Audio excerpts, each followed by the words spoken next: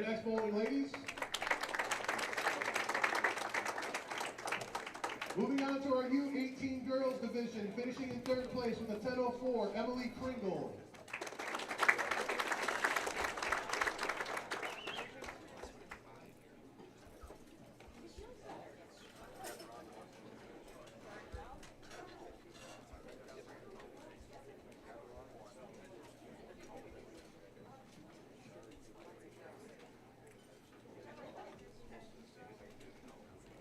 In second place yesterday with a score of 10-12, Macy Jones.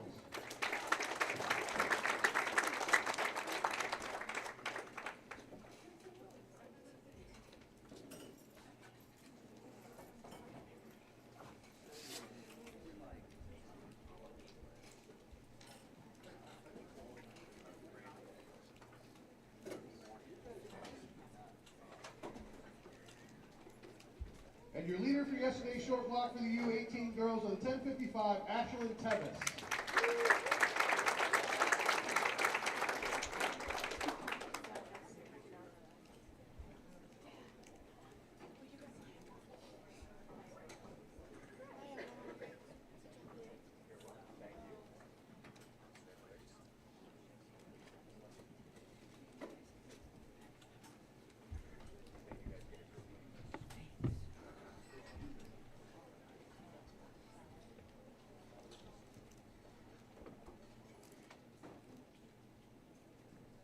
Excellent bowling next day, ladies. Moving on to our U15 boys division, finishing in third place with a 986, Tatum Lee.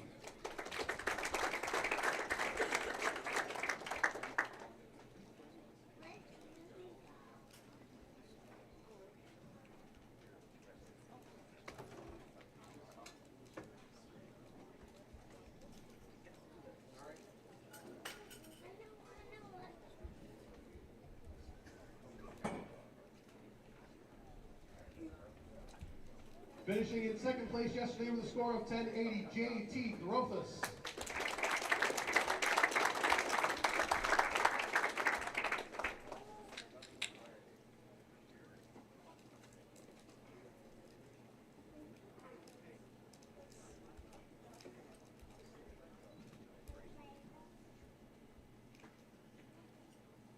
And your U15 boys leader yesterday with a score of 1085, all the way from Clearwater, Florida, Ridgely Potter Jr.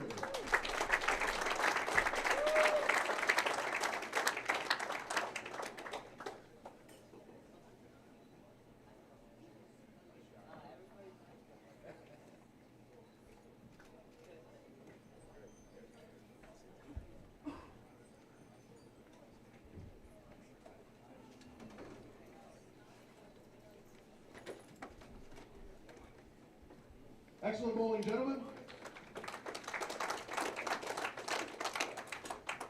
Moving on to the U18 boys division in third place with an 11:01 and a 7:10 conversion yesterday on the live stream, Rush Steen.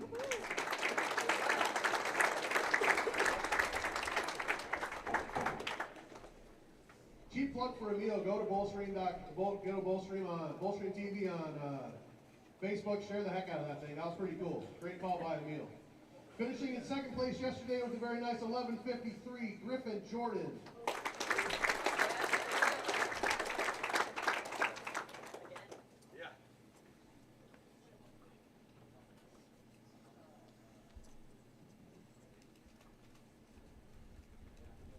And your leader yesterday for the U18 boys did not shoot less than 200 in yesterday afternoon's block with an 11:70, Josh Weems.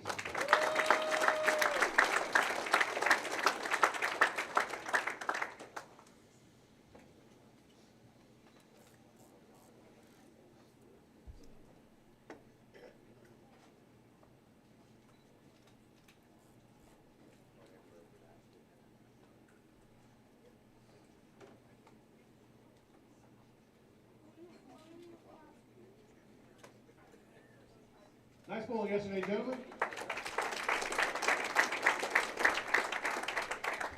Formatting for today. After this morning's round, we are going to cut to the top 4 in our U18 boys and girls division, also our U15 boys division. For the U15 girls, we're going to cut to 2. So 4 for the 3 divisions, 2 for the U15 girls. A twist on this year's finals, we are going to let the overall qualifying leader for each division pick the pattern that they'll be bowling on for the finals. Ooh. So the overall qualifying leader will get to pick the pattern that the finals will be contested on for each division. So the way the finals will work, and I'll announce this again before we get there, but you will get 10 minutes of practice on your pair, all competitors. Then new bowlers coming in will get 4 shots on each lane. We'll go over that again when we get to the finals. The prize fund is posted in the tournament office. We are cashing 1 and 4 in all divisions. If the ratio was just slightly less than 4, we rounded up. So the prize fund is posted in the center, or in the tournament office, excuse me. We'll have an awards presentation after the finals for anybody that's going to cash. Anybody that'll get an award, we would love to have everybody hang around and wait till after the finals.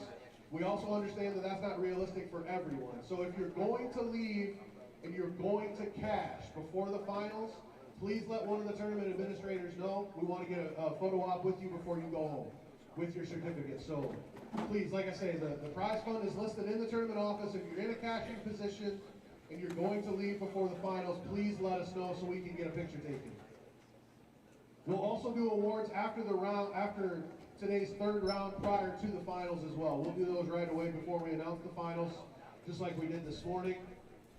We'll be selling raffle tickets, again, just like we were yesterday, same prizes. Those drawings will be made after qualifying today. We've got a Storm ball of choice. We have a High Five fully customizable jersey, a rolling cooler, and a Carhartt duffel bag courtesy of ADS Recycling. Today we're also going to run a 50-50 raffle. We'll have 2 different things going through the building. So the raffle tickets for the prizes will be the colored tickets that you purchased yesterday. The cash raffle will be a different colored ticket. So understand that we'll have 2 things going on today. We had some interest in a cash raffle yesterday, so we're going to run one and see how it goes. Competitors, I see a lot of faces in the building that aren't bowling. That's probably parents, guardians, coaches, those type of folks that brought you, and you couldn't get here without them most generally. Take a second and turn around and say hi to mom and dad. Give them a round of applause. Thank them for coming, bringing you today.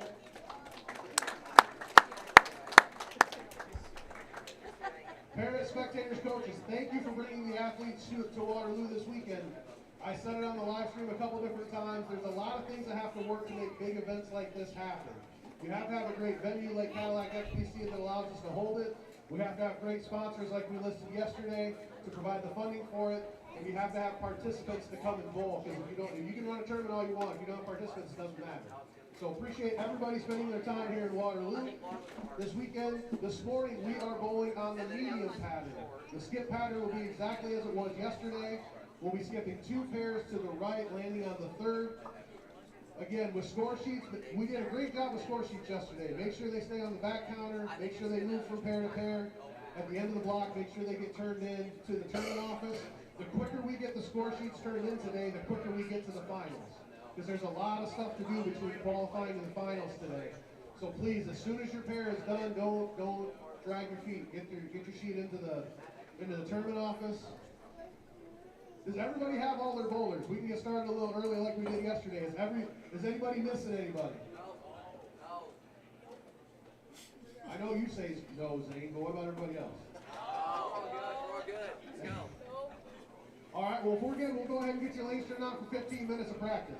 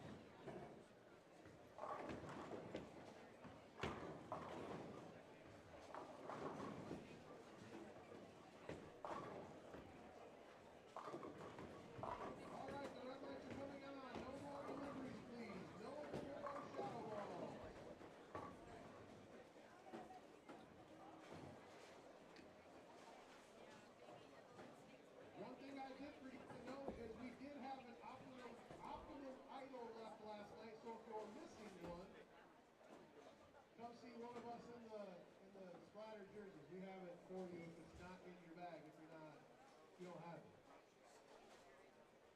Other than that, go ahead and make sure your score sheets are complete at the end of the round. Make sure they move with you after every game. Go ahead and touch start play. Good luck and good scores.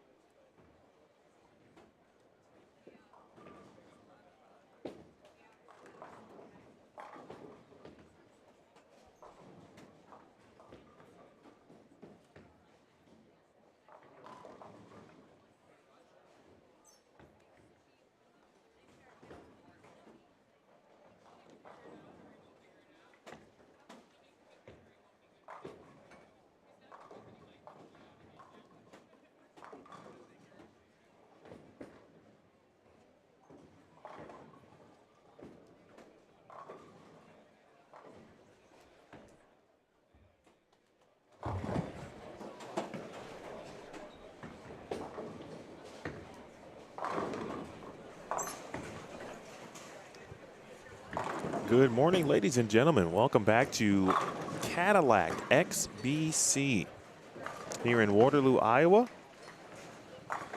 It's the final day of the Midwest Youth main event. Our final pattern is on the lanes, the medium lane condition, medium pattern on the lanes. Here for these wonderful competitors. My name is Emil Williams Jr. We welcome you back into Bullstream TV. Thank you for hanging out with us all weekend. Big thanks again to the Youth Bowling Scholarship Foundation.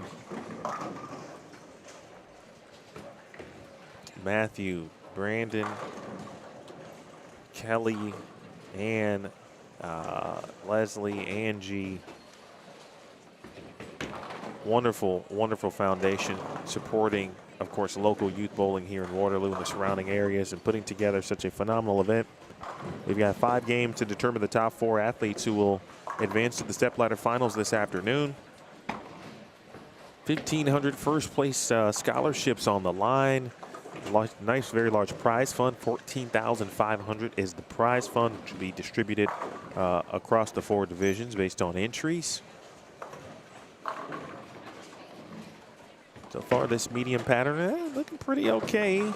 It did look somewhat scoreable, I would say, during the practice session. But, of course, practice sessions are exactly what they are, practice sessions, and does not indicate to a degree the scoring pace and how it's actually going to play. It is there to kind of give you somewhat of a guide as a player and hopefully figure out really, you know, an idea on what bowling balls you should throw or plan to throw, kind of be in the arsenal in that particular pattern. Zane Shaughnessy out the gates early. The good shots here. We've got Gianna Brandolino, Austin Cole, Josh Sachs, Macy Jones, Nick Robinson.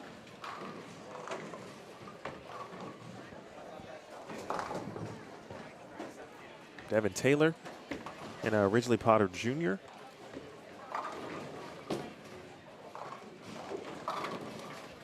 Carly Elric, Ridgely.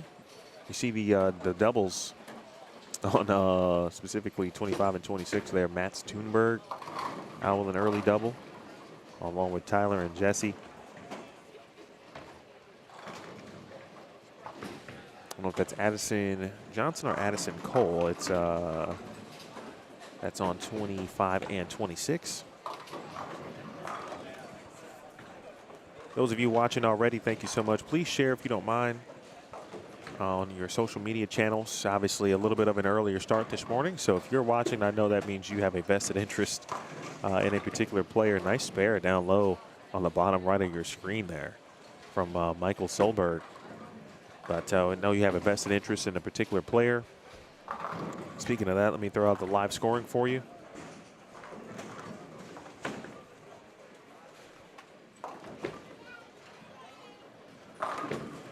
Courtesy of Lane Talk. Lane Talk provides live scoring, tournament scoring, and all types of things. So make sure you check them out. Let me send you that link. Drop it in the chat for you right now. Of course, the results link is pinned, so you can check out the first two patterns, day one of competition.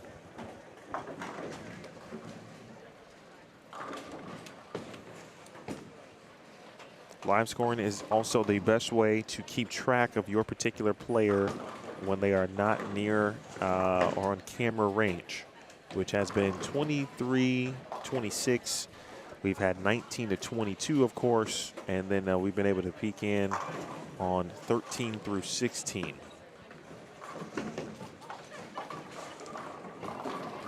Rush Steen at the bottom of your screen there. Rush picked up the 7-10 actually on 19 and 20, on lane 20, in fact. If you missed that, it was on Bowlstream TV. We were able to capture that live, which was great.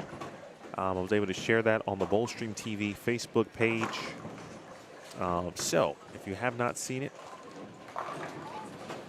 go on over to the Bowlstream TV Facebook page, check that out. If you don't mind to share that as well. Great shot from Devin Titus. Bottom right of your screen, he actually shot 299 yesterday. He had an opportunity at 300. That is the high game of the weekend, and there's still been 0 300s to this point in the history of this tournament. It's in its third year.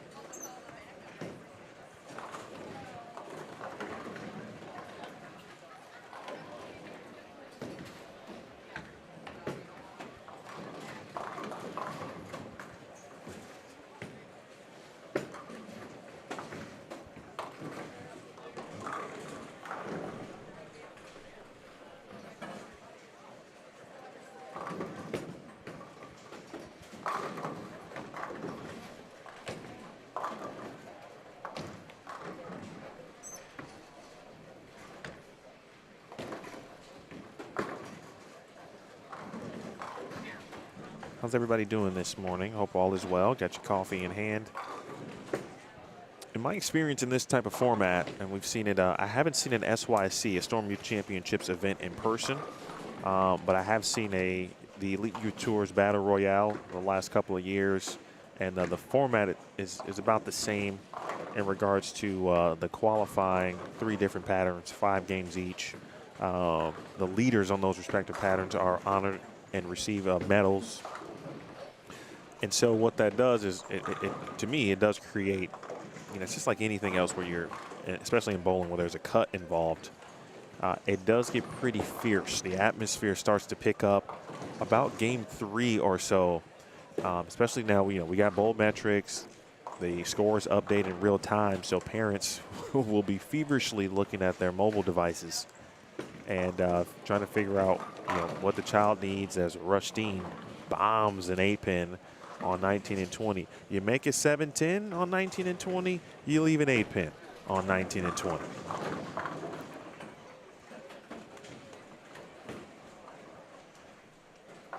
So the pace should be, it should pick up in a couple of games. And the way and I'm just talking about like, again, atmosphere and how that's going to play. The scoring pace looks like it could be on the higher side. The real trick will be on this pattern is everyone tended to say that on the fresh, the medium looked pretty good and it was maybe going to be very scoreable. And then as a few more shots were being thrown on the during the practice session, it actually looked to play a little bit tougher. And so once we get into game 2, we've seen the pair-to-pair moves. That first move from your starting pair to game 2 can be a bit tricky. How will the players be able to handle that today? And, of course, try to make the run to the top 4 and get a spot in the Stepladder finals. Kenny Robinson so far, no trouble at all. It does look like the medium patterns often give you multiple ways to attack the pattern. Allison Roberts, bottom right of your screen sheet is clean. We'll take a look at some of the players who need big runs or who are close to the top 4, what it could mean for their chances here this morning.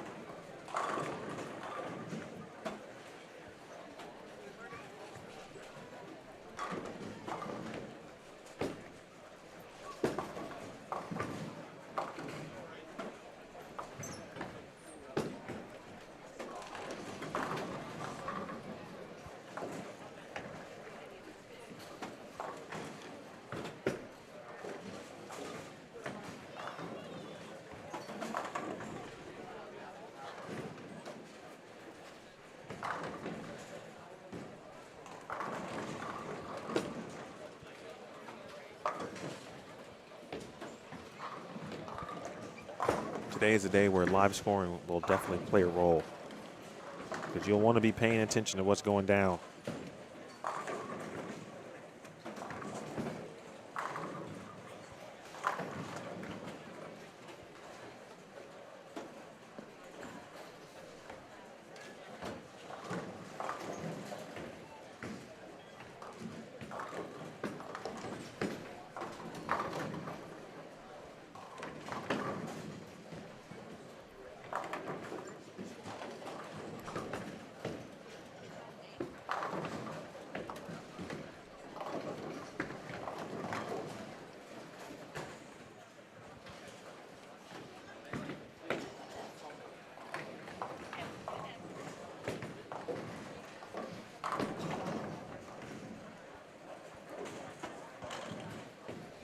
Also, if you don't mind, please hit the thumbs up.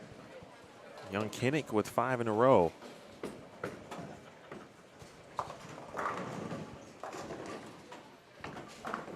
Hit the thumbs up, and if you wouldn't mind also to subscribe to Boldstream TV.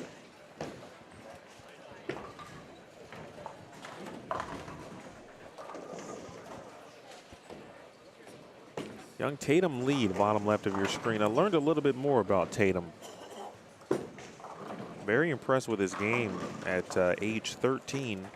And I learned last night at age 11 he shot his first 300 game and often bowls in some major tournaments in North Dakota.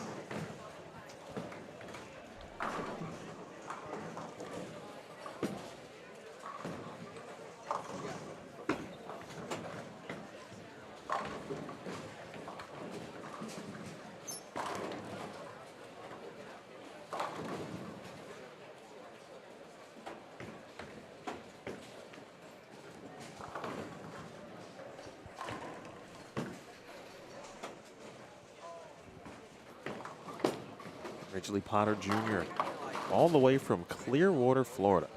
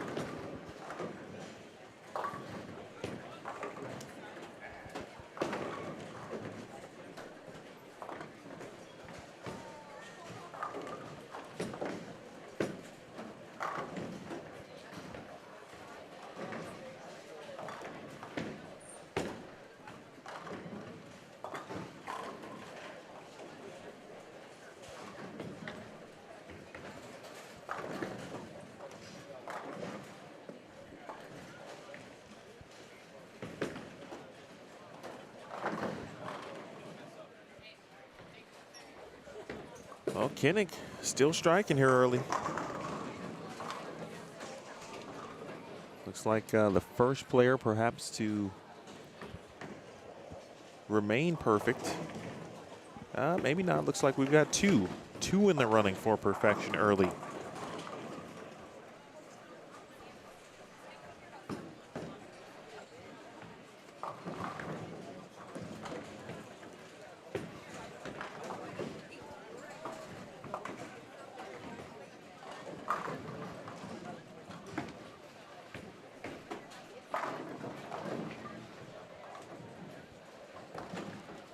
Boy, this is going to be a nice race today.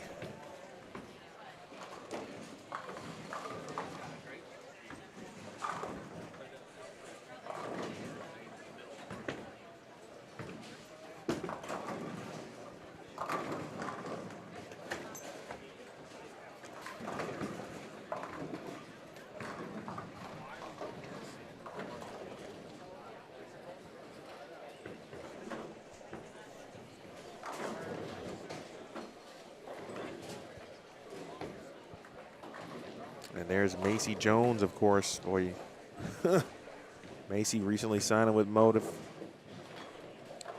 She's on visits.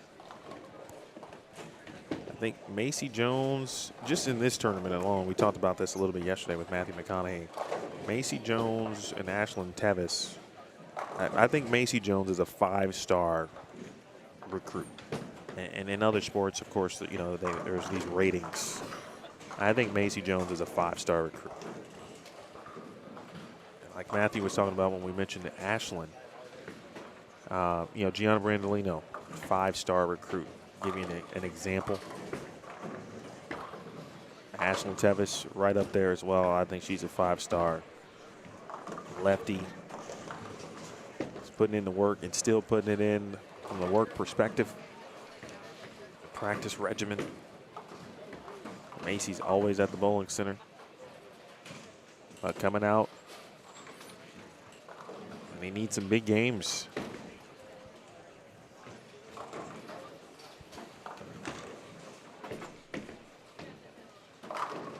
Nice shot from Dawson Cole.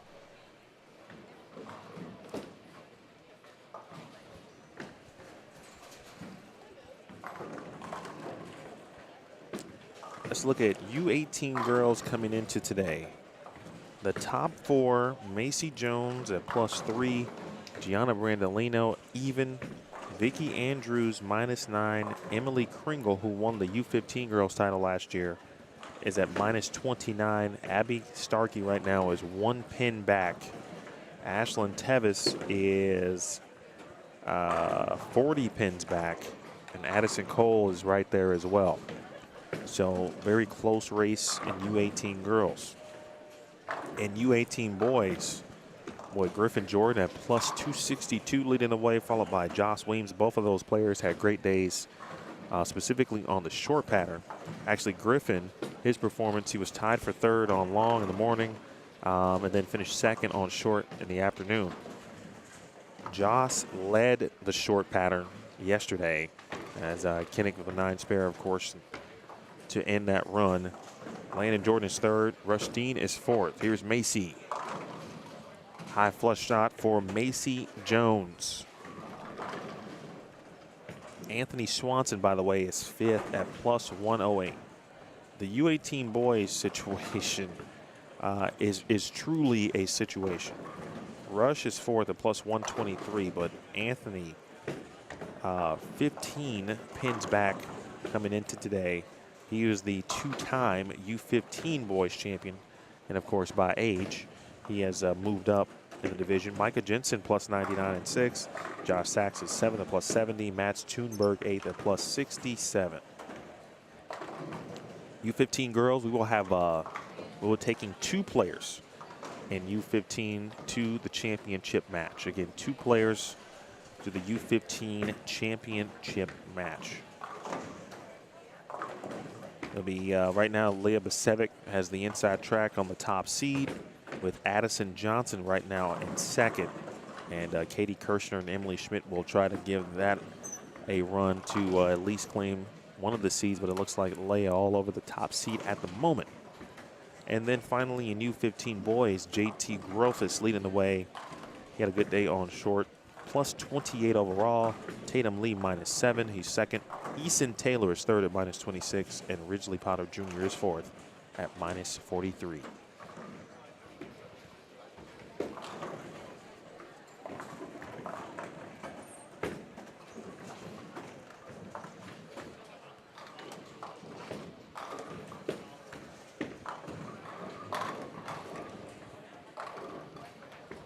Devin Titus throws it really good. Try to get a quick look at what's going on down on 21 and 22, 19 and 20. But there is one player still perfect. And it looks to be down on the lower end of the building, unless my eyes were deceiving me.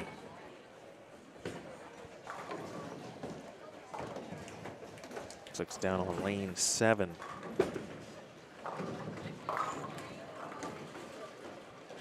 Well, perhaps my eyes are just deceiving, but I'm seeing somebody. Let me refresh.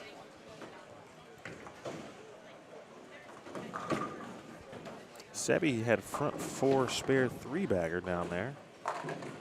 Oh, it's Anthony Swanson. How about that? Swanson with the front 8. Swanson out the gates with the front 8, and again, he comes into today trailing Rush Dean by 15 pins for the final spot in the Stepladder finals. I told you folks, this is the day you want to tune in. Make sure you share as much as you can if you don't mind. It's going to be a great day.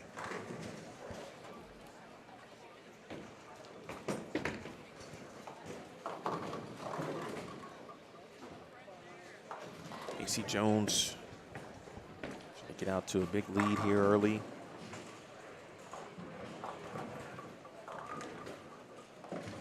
Again, U18 girls, big opportunity to extend the lead. Brandolino, the split in the 9th. Yeah, make sure you are following live scoring.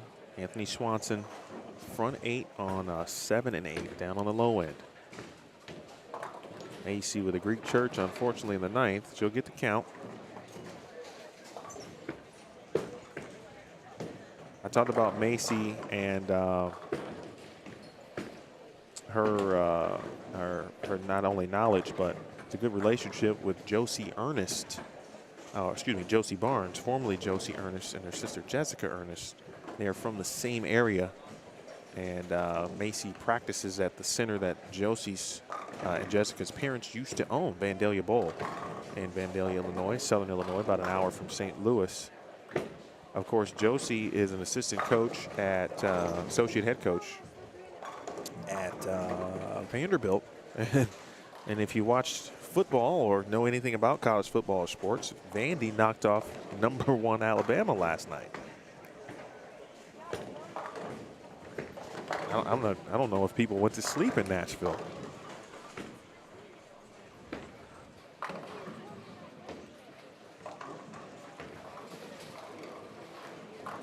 Dawson Cole coming out firing today. A lot of confidence, but again, the key will be managing the pair-to-pair as we get to game 2.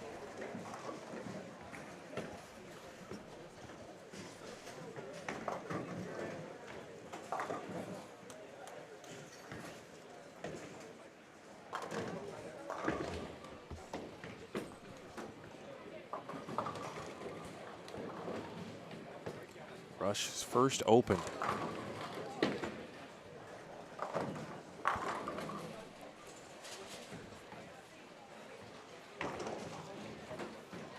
Big shot here, Macy Jones. Wow.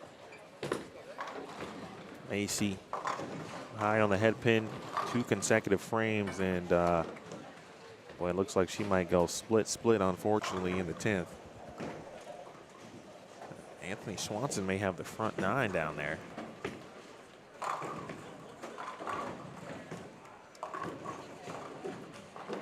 Yeah, he does. Swanson with the front 9.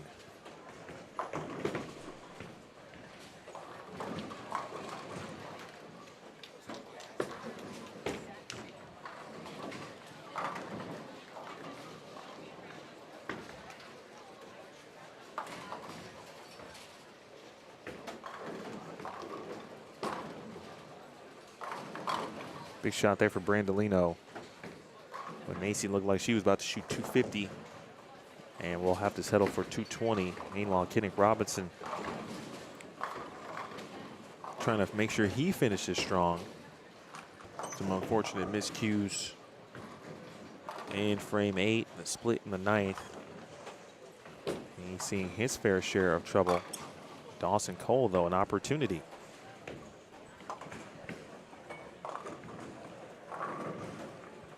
Dawson comes in 6th place at -99. He's got some pins to make up to get into that top 4. And young Kinnick, similar situation with Macy. The lane's starting to change, I think, quickly on 23 and 24. That 15 minutes of practice certainly helping the lanes change.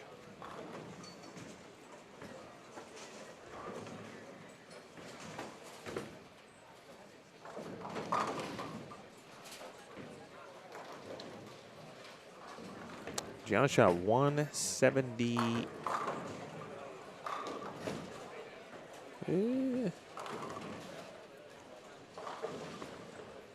Yeah, 178.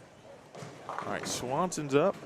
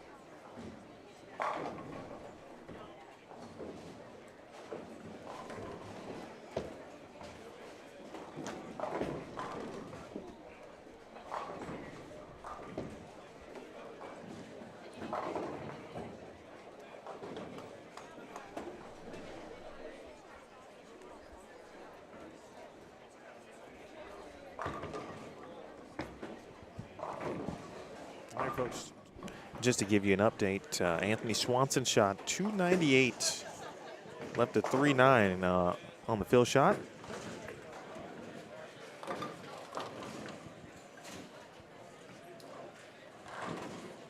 Again, Anthony Swanson out the gates, 298. So the high game of the week still belongs to Devin Titus at the moment, who shot 244 to open up competition this morning right here on 19 and 20. Michael Silberg will close things out. Looks like 13 to 16 still going as well. We'll check in on the end of their game one.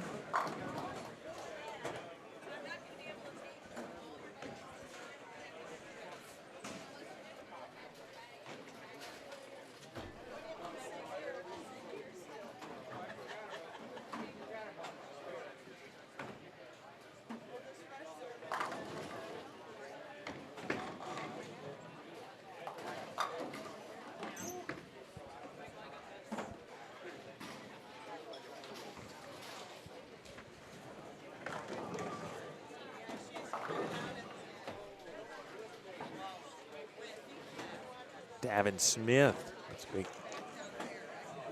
big three-bagger. That's going to put him in the 160s.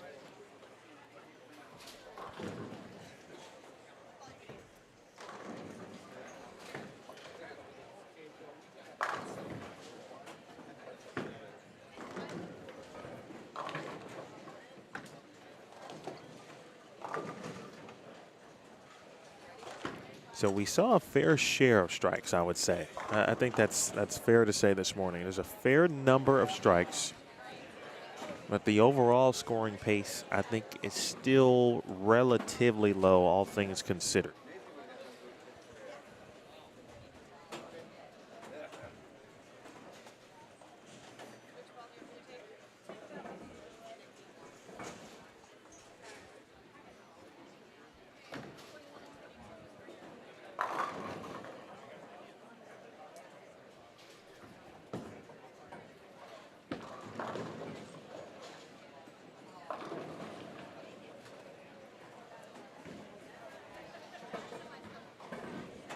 All right, that'll do it.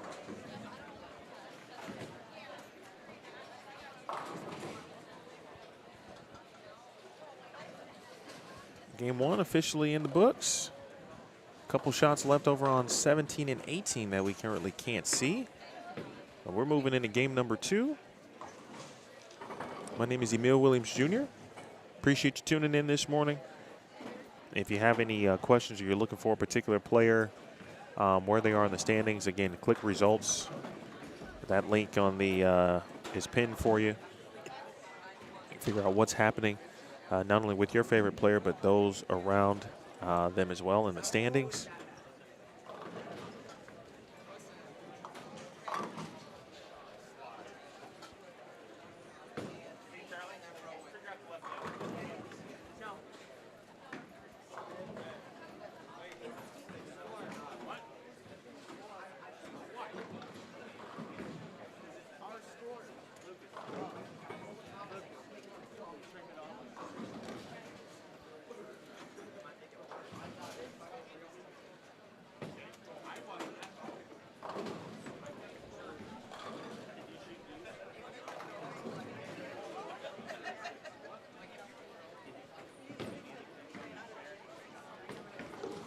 Group we saw on 19 and 20, they've moved down to 25 and 26.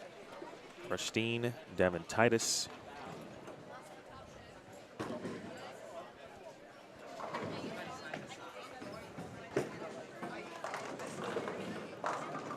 Charlie Wiedemeyer has started on 19 and 20 with a strike. Nice little friendly point there. That was pretty funny.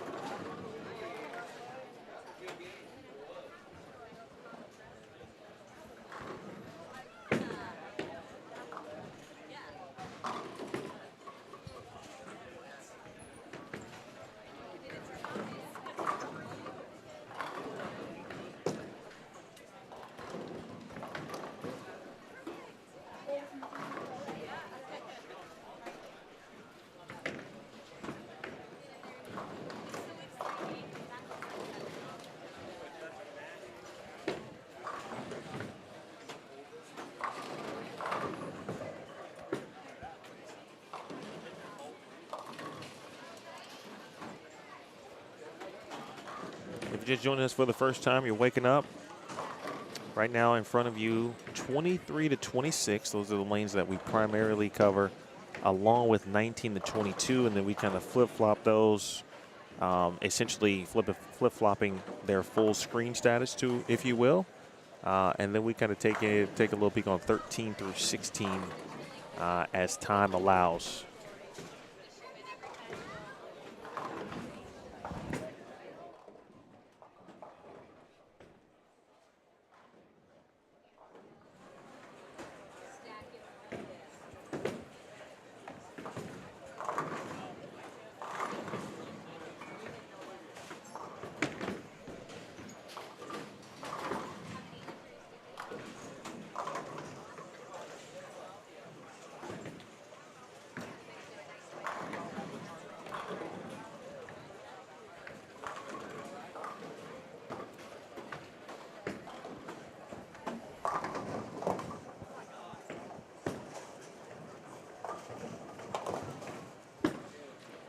Becky, I think you're based on the roster today. I'm looking at you might be looking for Ava. If that is the case, Ava started today on lane 3. And so with that said, she is right now on 9 and 10. They skipped 2 pairs, so game 2 she's on 9 and 10. Then she would be on 15 and 16 in game 3. Then she would hit 21 and 22 for game 4. So games 3 and 4, the earliest that we could see Ava in a camera or in camera view, I should say.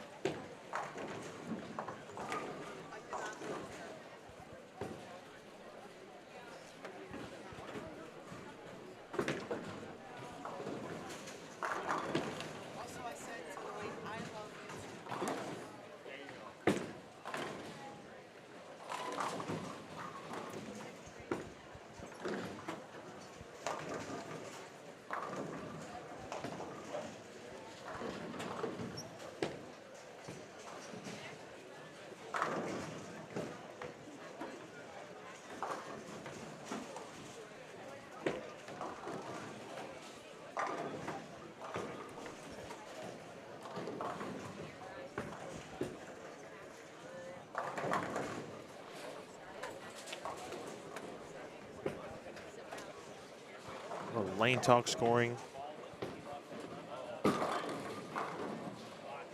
here for you. See Nathan Sisko, Caleb Sorensen, Emily Schmidt, Griffin Jordan, Chase Heeman, and Carly Ator. They were on 17 and 18.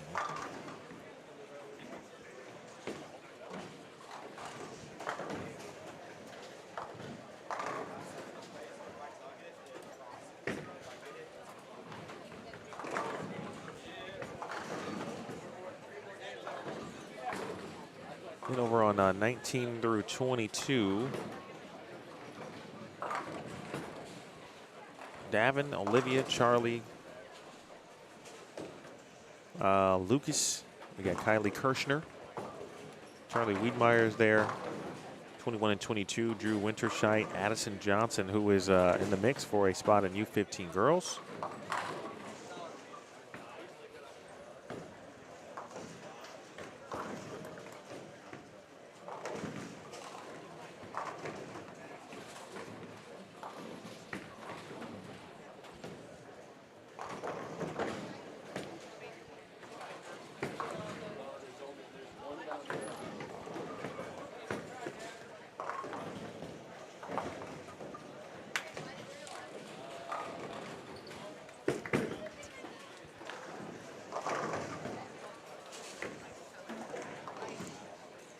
All right, we'll look at the bowl metrics updates here in a moment.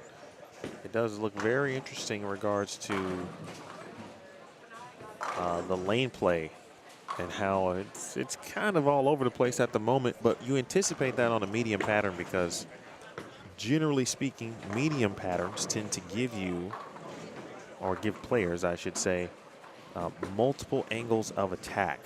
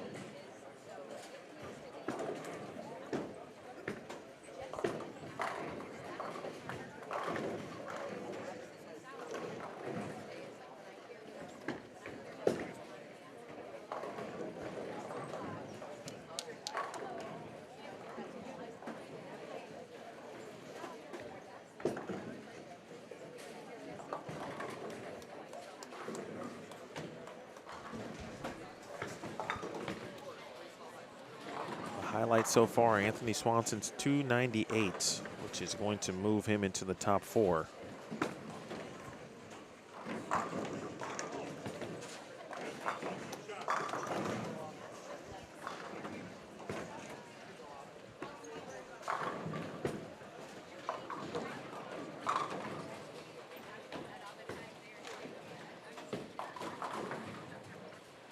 Charlie Wiedemeyer off to a good start on 19 and 20. Check out where young Charlie is in the standings. And be able to make up a little bit of ground potentially.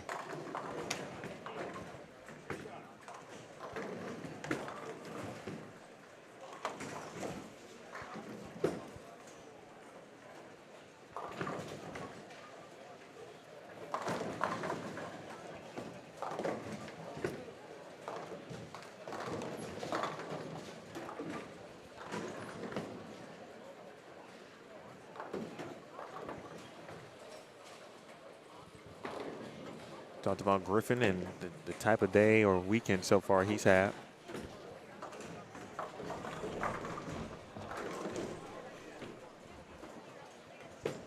Been pretty solid overall for Griffin, and he came into the day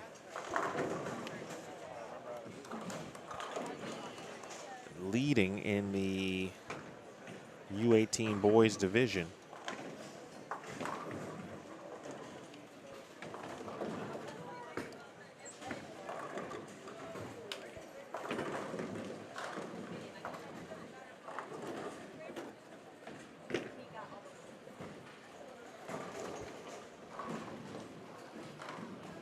Griff did shoot 221, and so right now that has allowed him to hold on to that lead. Again, Griffin, Joss Weems, Swanson moves into third by a big margin actually, and he's got a little bit of cushion now on fourth with Landon Jordan, and Landon, Rushdean, and Devin Titus kind of in a battle right now with 4 games left for the final spot in U18 boys. As we welcome in one of our favorite guests here on Bullstream TV. He's been kind enough to join us these last couple of years. We'll get him for a little bit here today. My guy, Roger, the leading candidate. No, I'm just playing. He is the head coach of Hawkeye Community College locally, who do have a national championship on that resume. Coach, how you doing this morning? Doing pretty good. How are you? I'm doing well. I'm awake officially now after had a game in. Yep. A little coffee. Took a little while this morning, but I'm all good. Yeah. I was really trying to figure out which way you were going with that intro there. Yeah, I was trying to make up something, but I was like, let's not confuse the viewers here. Yeah. Because we need people to attend Hawkeye. You guys are doing a great job. You've been here all weekend. Yep. in not only in support of the tournament, but an opportunity, of course, to do a little bit of recruiting, I imagine, or at least inform, potential players and parents, what Hawkeye is all about. And so how's that going for you this weekend? I feel like it's going really good. I mean, it's the bowling center is less than 10 minutes down the road from the school and a real easy commute, something I can go to in my backyard. And it's a really big event. I really love the format of it, how everything is set up like a SYC and big tournaments like that. Brandon and his group really do a great job putting things together like this in our whole YBSF organization tournament series. So it's definitely a great thing to be associated with. They invite me out here every year.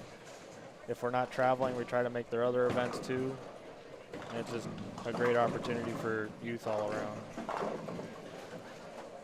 What, if anything, has stood out for you this weekend? And you know, the answer could be nothing, simply because the talent level is always pretty solid overall, right? So you get used to seeing that from this very event. But I'm imagining that the answer is not nothing, and that probably something has stood out to you. What has that been so far through one full day yesterday and maybe a game and a half to this point today? So I would say the thing that stands out every year seeing an event like this is the talent, how young the talent is and how much they get better and better every year. It's, you know, seeing the Joss Weems, the Jordans, the Brandolino, the Swansons, even on the local end of things, Rush Steen, they bowl, they eat, sleep, and breathe bowling. They're always in the bowling alley practicing. I mean, watching Rush and Brandon here almost every day, as much as we are, for our practices, it's these kids have so many opportunities, more so than what I had when I was a kid. Or YouTube and all these other avenues of information that they can gather, learning about equipment and oil patterns. And the other thing is that they're not afraid to challenge themselves. I mean, with a sold-out crowd of 102 players bowling on 3 different sport oil patterns that are tough, these kids want to challenge themselves, and they want those opportunities. They want to challenge themselves. So it kind of goes back to the YBSF events that they run for their junior gold qualifiers, and they're all on sport. And they get pretty good crowds for those too. Even Eric Littig and his Greater Iowa Scholarship Tour, they started doing sport shots a few years ago, and they get some pretty good crowds for that too. Most of them are college age kids, but you still get some high school kids sprinkled in there. I always promote when I'm recruiting, talking to high schools and coaches and players, go out and challenge yourself. Go on Facebook, look up events, look up bowling centers that might host events with Sport Shot, because you need that experience, or it helps to have that experience, so you're not shell-shocked when you get into college if they want to go bowl in college. That's all we bowl on is Sport Shot. When did are the Greater Iowas now all contested on sport patterns, or just a few, I should say, or every now and then? Because back in the day, they were just on house shots. Right. Yeah. When I bowled. Yep. Back when I bowled too, it was on house. It was. I don't remember exactly when they started bowling on sport. All I know is it's within the last few years is when they started bowling on sport, or sport compliant. That's great. The last one they had, one was down the road at Maple a couple weeks ago. That was pretty high scoring. I think it was like a 6-1 or something like that. That's probably the higher ratio that I've seen them use. But typically they're a little flatter, a little tougher, a little lower scoring pace. Well, that organization's just been so well ran for such a long time. Honestly, they could put out whatever, and people will attend, players will go, just because of the history. Again, the staff always doing a great job. Yeah, this was a few years ago. This was actually kind of before or around the same time that I started at Hawkeye. Just kind of putting it out there on Facebook, you know, what are things that kids want to do or learn more about bowling? If there's something that can change for youth bowling, what could it be? And majority of it was the sport patterns. And since then, everything has been kind of blossoming with a lot of that stuff. I mean, there's bowling centers in Des Moines that run junior gold qualifiers more frequently with tougher conditions. And around here, Cedar Rapids, a few others. Another thing that kind of evolved from that original post was myself and another coach have kind of started an events page that we're around Iowa. We try to share as much as we can, and it's open to where bowling centers can post their youth events on there. So Iowa Youth Bowling Events page on Facebook is kind of a central hub for youth to go and look up different events across Iowa. And there's some that post around Iowa, like the Nebraska Youth Partnership Series. They post some of their events in our group too. I know they've ventured out into Iowa. They had a few weeks ago. They had one in Ottumwa, and I think in March they have one in Monticello. So they're trying to expand too into Iowa. So there's a lot of opportunity, and yet kids I talk to, they're hungry for more and more, always looking for more opportunity. All right, so put your coach's hat on for me. And this medium pattern, okay? Haven't thrown it up on the screen, but this is a good time to do that. 43 feet in length, and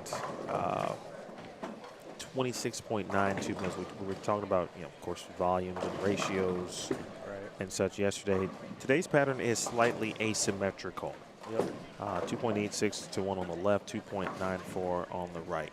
So, you know, based on kind of what your eyes have seen this morning and looking at the graph, where would you advise athletes if you were coaching to play on this lane condition?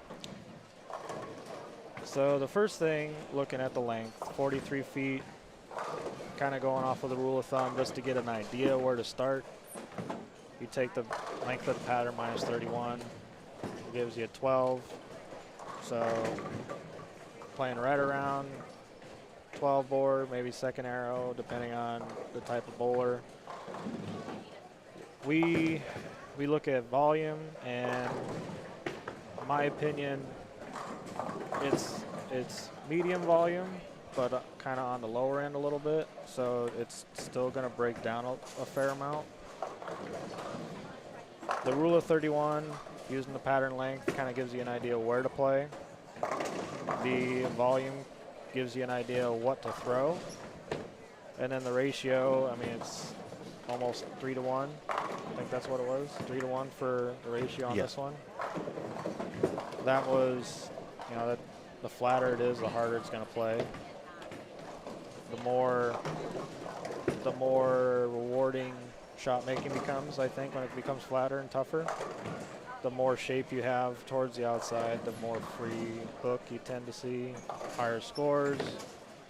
And kind of, you know, if I were to compare this one to the other two, it does provide some extra angles to play. It seems a little more open. I was down at the high end, and there were a couple lefties just kind of lighting it up. They had a nice 6, 7, 8 bagger down there on the end.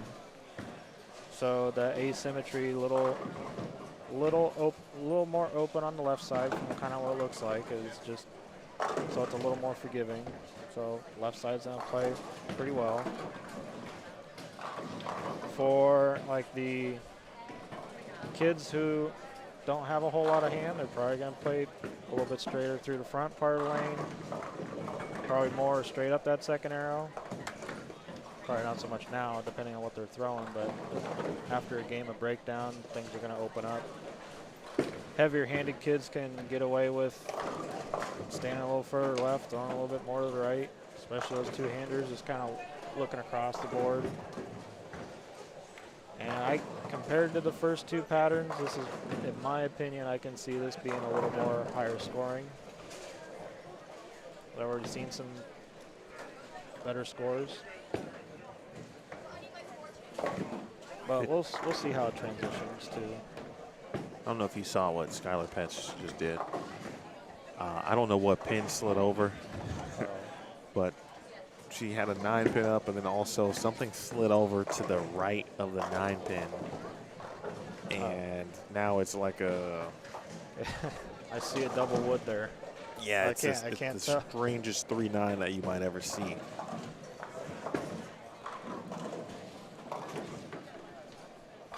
Sometimes pins slide around or over here.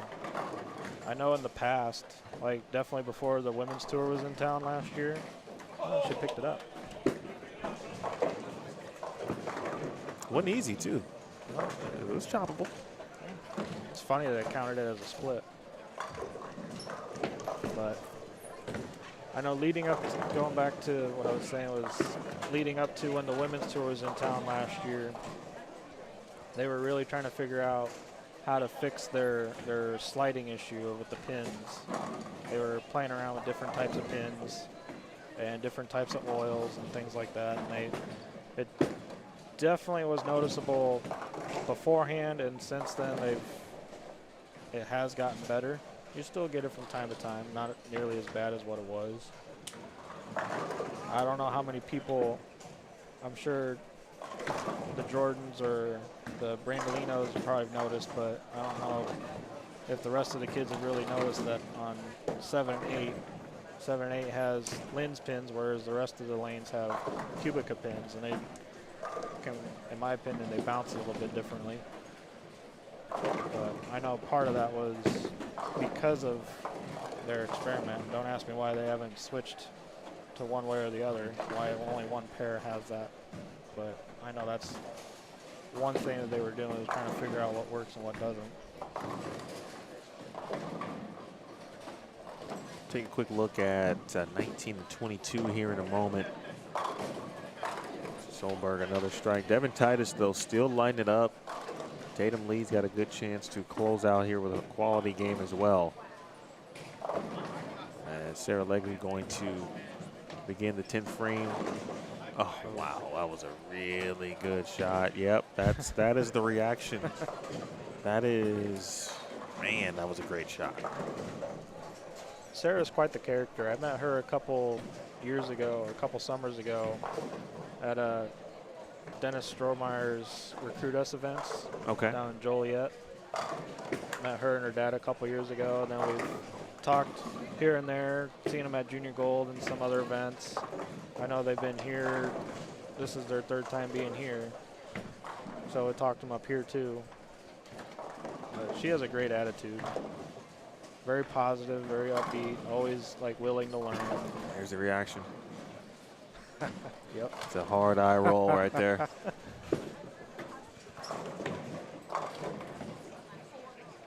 Made the spare, split on the fill. That's a good place for that. Yep.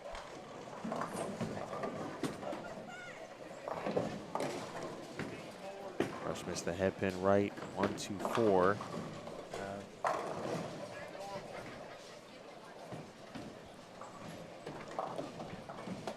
Good spare. This young man, I told it a little bit earlier, but learned a lot about Tatum Lee last night. From North Dakota.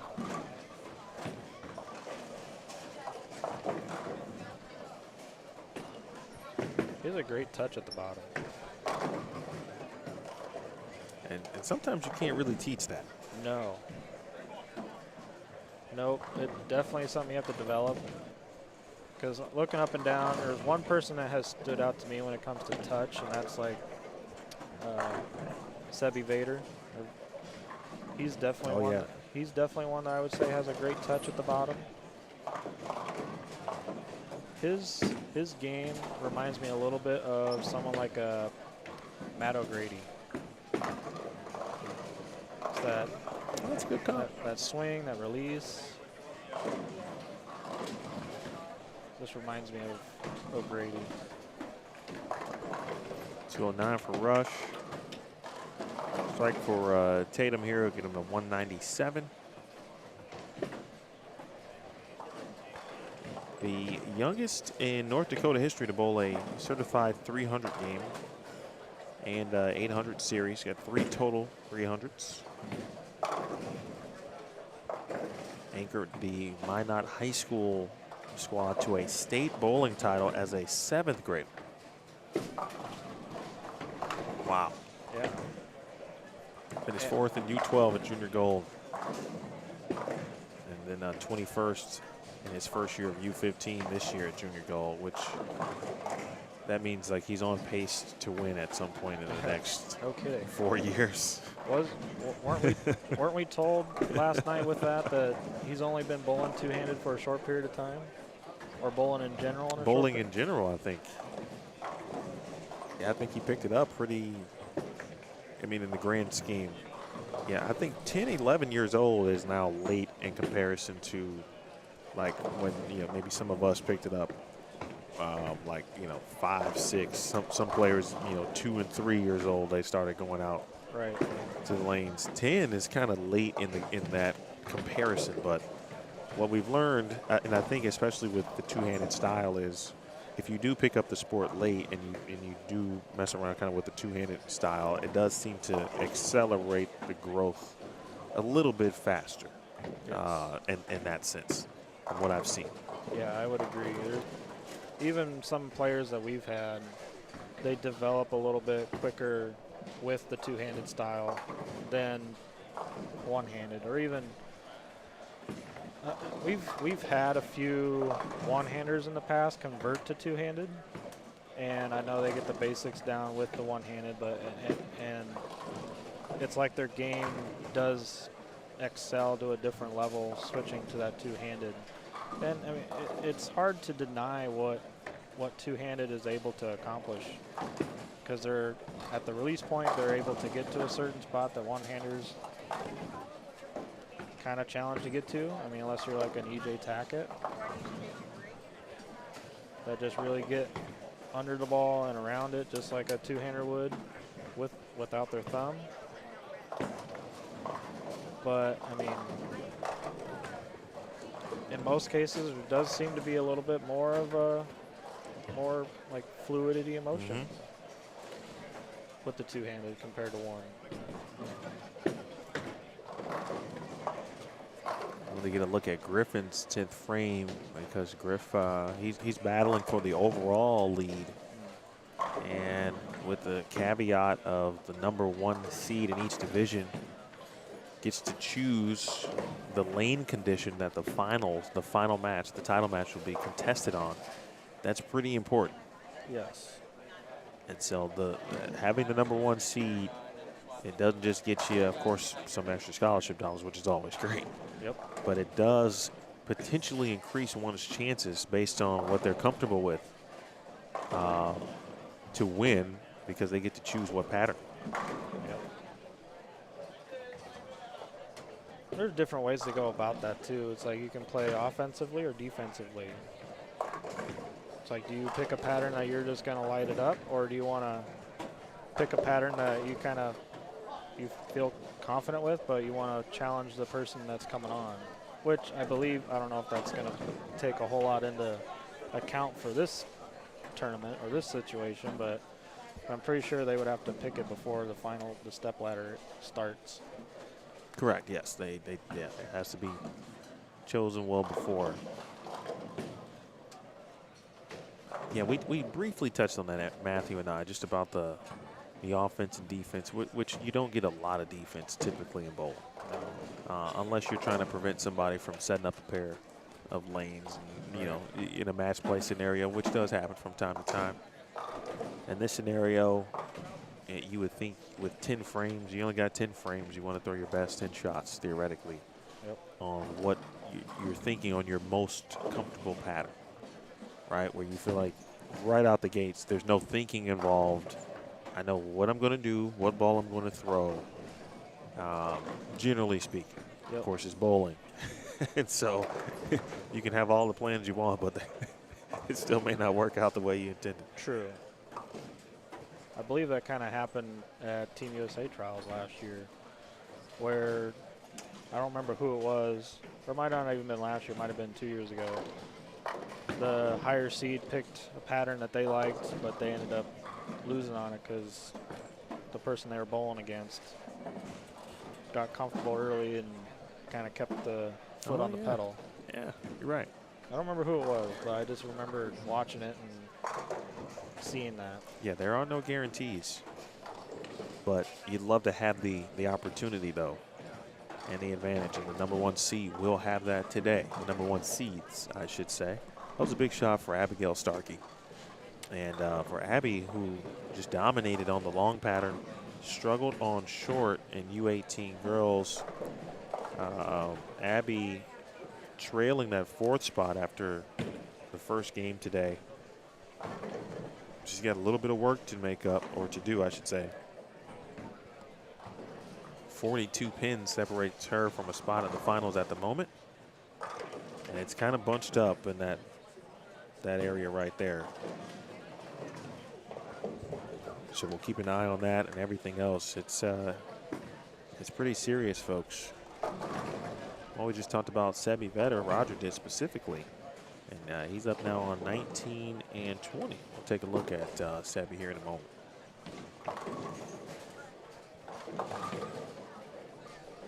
Anthony Swanson had a good second game. Michelle Wilson out of Des Moines, she had a good 220 game.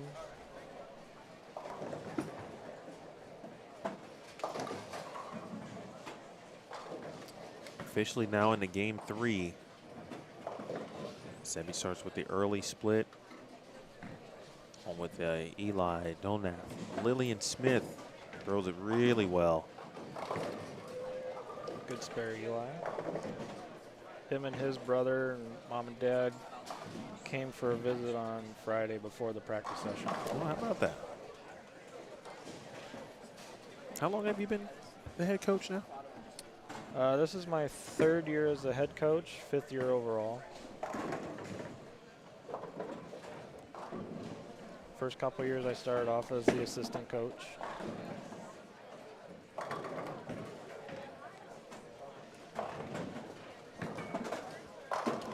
What made you want to get into collegiate coaching? So I'll kind of go back a little bit further. That out of high, so I got my level 1 while I was still in high school. Started helping out coaching my high school team after I graduated. Coaching kind of became a focus back then. Coached high school for 11 years. Around the time that my brother or brothers were graduating, 2011 and 2012 respectively. You know, college bowling in Iowa just kind of took off, started taking off around that time. And Mount Mercy, their first year of the program was the 2011-2012 season. And one of my brothers was on that starting squad. And then my younger brother graduated in 2012, recruiting him for Mount Mercy. The coach at that time was talking to me about how I can go back to school. I can be in a player coach type role. And it just kind of took off from there. I guess I'll say some humble beginnings in a way to where, I went out of high school. I went to school. It wasn't for me at the time. Took a break, went back to school in 2012. Wasn't really able to get into Mount Mercy right away, so I had to finish my associate's degree. Got that done, transferred in, got my bachelor's from Mount Mercy. volunteer coach opportunities before as a player and after being a player, and then just being a player in between those opportunities. It was just something that I enjoyed being a part of. Being a part of a team, the atmosphere, the competitiveness. It's just an overall great experience that I was gracious enough to be a part of, and very thankful for that opportunity. And I just wanted to get back to that. I wanted to be in that atmosphere. I wanted to be the type of person to offer those opportunities for a lot of younger kids, a lot of younger aspiring bowlers. Myself and my assistant, he's coached in the collegiate scene for about 10 years, and he's coached for Waldorf and Wartburg University, and now he's with us. And we both just want to share those experiences that we've gained with the kids that we have coming through our program. And I always tell them the biggest takeaway that I had from college bowling was the relationships that I made. It's just like a second family. I graduated 8 years ago now, and I still bowl league with the guys I went to school with. You know, they were former roommates. We go bowl the Open Championship together and some other events here and there. So it became more like a brotherhood in a sense. And I would love for everyone to experience something like that. That's great stuff. That, if you want to keep progressing through the ranks of bowling, I feel like college bowling is definitely something that everyone should experience, just based on the competitive side of things. I would agree wholeheartedly as someone who also experienced the same things that much of what you described, especially the weddings. And I've got another wedding to attend in a couple weeks of a former teammate as well. So yes, the lifetime portion is really true. And so if you do get a chance to experience it, of which many of these athletes will, and some for their own reasoning just may not, and it just may not be in their professional cards, which is also cool. There is no right or wrong, but if you're there, soak it all up because it goes by so quickly. Quick shout out to Lori Vetter, who was the mom of Sebi. Good morning. And also to Thelma in the chat. First of all, thank you for hanging out this morning, Thelma. Thelma asked a very common question these days about our thoughts on string pins. And I'll give you my thoughts, Thelma. I'm all for whatever helps bowling. And that's maybe a stock answer.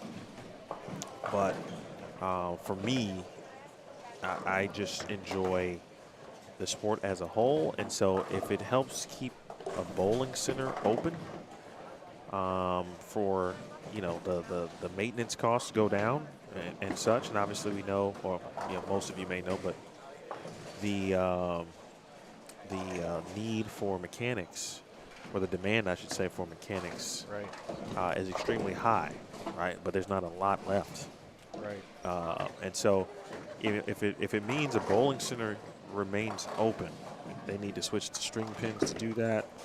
I'm all for it. And in fact, this weekend, there's a big test going on, I believe, in it's a big regional. I think it's at EJ's Bowling Center. Big PBA regional, and some of the best players are bowling that, and they are going to provide essentially firsthand feedback on their thought process and what they like, dislike, etc. So I would be on the lookout for that. And then some players have already given their thoughts, those who have bowled and experienced. If at EJ Tackett Center, I think they just reopened because they went to strings. And so they're holding a regional to test that out for the full gamut, if you will. So I think my first initial thoughts was, you know, it might hurt. what we know as bowling, right? But after watching it, seeing it more, and then understanding at the rate of centers that are closing, yeah, if we got to keep centers open, absolutely, let's go to strings. And then from what I've read, most of the hits and everything that feels natural is still there, and maybe every now and then, just by default, you might get something a little weird. So I think we're going to be okay as a sport. Yeah, I would agree with a lot of that. I've listened to a lot of podcasts throughout the summer when I'm traveling on the road. I'll just turn on a podcast and listen to it, and there's a lot of bowling ones that talk about it or bring pros on and interview them, and there's been a lot of talk all summer long regarding the string pins. And from my understanding, the USBC certified string pins are pretty legit. That's a great point. There is a distinction on certified string pins and not. So that's a great point there. Yeah, there's the USBC certified string pins are pretty legit. They're from what I've heard is not a whole lot of difference. You still get a few off hits that are weird with the strings, but nothing like the recreational side of things. Like there is a recreation chain similar to Bolero. It's called Spare Time. There's one in Cedar Rapids, and there's one in the Des Moines area. I don't remember what part of Des Moines, but they're all on string pins, and they're not competitive or league ready or anything what USBC would be. So they're just strictly for recreation. You definitely get the weird off hits way more often. And growing up in the bowling industry, my dad has run bowling alleys for pretty much my whole life, working in a bowling alley all my life, pretty much knowing almost every in and out, working on the machines and whatever else. I know how hard it can be from a business side of things, looking for people who know what they're doing on those machines. And if string pins are the way to go, like what you said, to save bowling, then that's the route to go, and an almost inevitable thing to happen. Because, yeah, I know there's a lot of bowling centers that close, mainly because they don't have the right personnel to fix machines. My hometown, they're could be bad to say, I guess, but my hometown, the ownership that they've had there since my dad left was, their main focus is on recreation and open bowling. And they struggle to keep the machines working because, one, they don't know bowling and they don't really want to know bowling all that well. So they just kind of get by what they can. But it makes a big difference. And if they were ones who made the jump and decided to go string pins, that'd probably be the best thing for them. You can train anyone to fix a string. That's what they say. I mean, I hear you. The utility costs on the string pins are way less with energy and parts and whatever else. To me, it's a very smart, economical decision to go that route. Appreciate your question on that, Thelma, and thank you for stopping by and saying hello, because you just told us you were watching the event on the PBA YouTube channel, so it is a good indication. One of the earlier string pin events was back in 2020. It actually was on Bowlstream TV. Of course, Craig Elliott was covering it at the time. It was in Florida, at a Cubica Center. And so I think, just in the 4 years, right? I mean, it's a big 4 years worth of data, research. And now we get the newer version, if you will.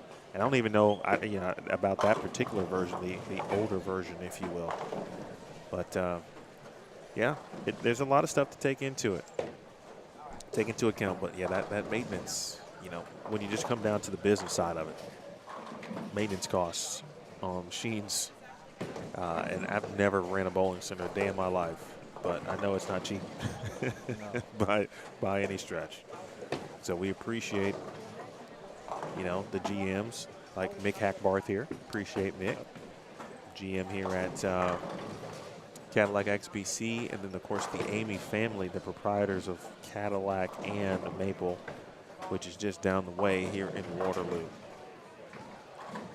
We got my guy Roger Taylor Jr. in the booth. He is the head coach of Hawkeye Community College here locally. And what we have, folks, is a situation where I told you this morning, if you were listening early, that once you get about to game 3 on a cut day, the atmosphere and the intensity levels start to go up. Starting to feel it a little bit because you can see it on players' faces. Yep. Right? They're trying not to focus on each shot as a whole, but you almost sometimes can't help it, and that's where the mental game, you know, all of that everyone works on to keep you in the moment. You always hear the phrase, you know, it's cliche in our sport, stay in the moment. Yep. But it's very, very true. Right. You got to stay in the moment because you don't want to be thinking about scores. Some people would like to know the numbers. Some people are just wired in that way, which is okay. Yeah. But we're getting to that point. In fact, let's go to bowl metrics right now and take a look at what we have. Let's do the old refresh. Meanwhile, Anthony Swanson, who shot 298 in game 1, folks, is now again with the front 5. This young man won the first 2 U15 boys titles at this tournament. Now he is in the U18 boys division. And we talked about his accomplishments yesterday as a musician. He and his brother, talented musical family, but also on the lanes, looking for 6 in a row. Bang. Boy. Anthony looks like he's ready to win in a different division. I would say so. All right, so U15 boys, JT Grothus, after, let me make sure we got all games in today so far through 2, and we do in U15 boys. All right, so JT Grothus right now leads U15 boys at plus 76. Tatum Lee is second at plus 30. Sebi Vetter is third at minus 25. Dawson Cole is fourth at minus 56. And right now, Ridgely Potter Jr. stands in fifth. He's got work to do at minus 95. All right, so that's where we are currently. 39 pins separate Dawson Cole in fourth and Ridgely Potter Jr. in fifth. And Dawson had a big game to kick off things today. He shot 270 out the gates. Sebi shot 255, not to be outdone there in game number 1. We noticed, and I'll finish the standings here, but I want to get your opinion or thoughts on this real quick while it's on my mind. The big, I won't call it a big dip, but certainly a minor dip at least between scores on the fresh, no matter what pattern, and game 2. Right, and obviously that's the first time players move off their starting pair. Yep. They've had 15 minutes of practice on the pair, generally have a firm understanding of what to do, all things considered on the pair, and obviously you got to go. You don't know to a degree what happened on the next pair, who you follow. You probably paid attention to it a little bit. As a player, would you coach someone or recommend, hey, you want to be a little bit more cognizant of what pair you're going to next, and maybe try to get a peek so you won't go in completely without kind of any information. And every player is different, from the IQ perspective, right? Those are things you learn with experience. Right. Hey, I should go out and check the pair when after I throw my shot. I'm gonna go to 23 and 24 and just kind of get a quick glimpse. Would you recommend that? It always does, or at least it can help to scout out the next pair. If you, like with the kids here, they can have their parents scout out the pair for them, get an idea. But I mean, other than a select few, I don't necessarily see a whole lot of that happening, or would expect it a lot. Sure. But again, I know that comes with experience. If I wasn't going to scout a pair or have anyone scout a pair for me, then I would probably just throw my first shot either where I finished on the last game from the last pair, or maybe move a couple boards left to see what it does, make my adjustment off of that, see what the lane's doing, or lane to lane, not necessarily pair to pair, because I understand that those can be different too. You have topography and, again, how other people were playing the lanes. One lane could hook more than the other. So just kind of making the adjustments off of that. Typically when you switch pairs, you kind of have to expect that it's broken down a little bit. You just move a little in, lanes start to open up. If they throw urethane, you have to maybe look and see who you are following. Look down, and what are they throwing? If it doesn't hook down lane a little bit, then you can ball change or maybe move back to the right, because you got that urethane carry down, gives you a little extra hold. You can play a little bit tighter angles. There are different ways to look at it. It all kind of comes down to the individual, how they bowl. Boy, Swanson just, he got away with one. That was going to be a flat 10, and then the 6-pin just kind of laid in the sidewall gutter there, and just got enough of the 10-pin. So front 7 for Swanson, his second time today. At this point, again, game 1 for him, 298. U15 girls, by the way, Leah Basevic and Addison Johnson starting to really close in on the final 2, or the only 2 spots, I should say, in that division. Excuse me, in U18 boys, Griffin Jordan, boy, that lead has now dwindled for Griffin. He's got a 4-pin lead over Anthony Swanson. And Swanson today, 298, 245. And Griff, 221, 172, you know, -7 on the day, not bad, but when you know, a player is 143 over after 2, they start bearing down on you pretty quickly. Yep. And that's what Swanson has done here. Devin Titus, a good day so far, 75 over through 2, along with Jesse Holtkamp. Derek Lewandowski, big fan of his. I really like his game. Matthew Dietrich, 45 over on the day, along with Josh Saxon, U18 boys. So again, the totals right now, U18 boys, Griffin Jordan plus 255, Anthony Swanson plus 251. Here is Swanson in the 8th frame, left of your screen. Looking for the front 8. Bang again.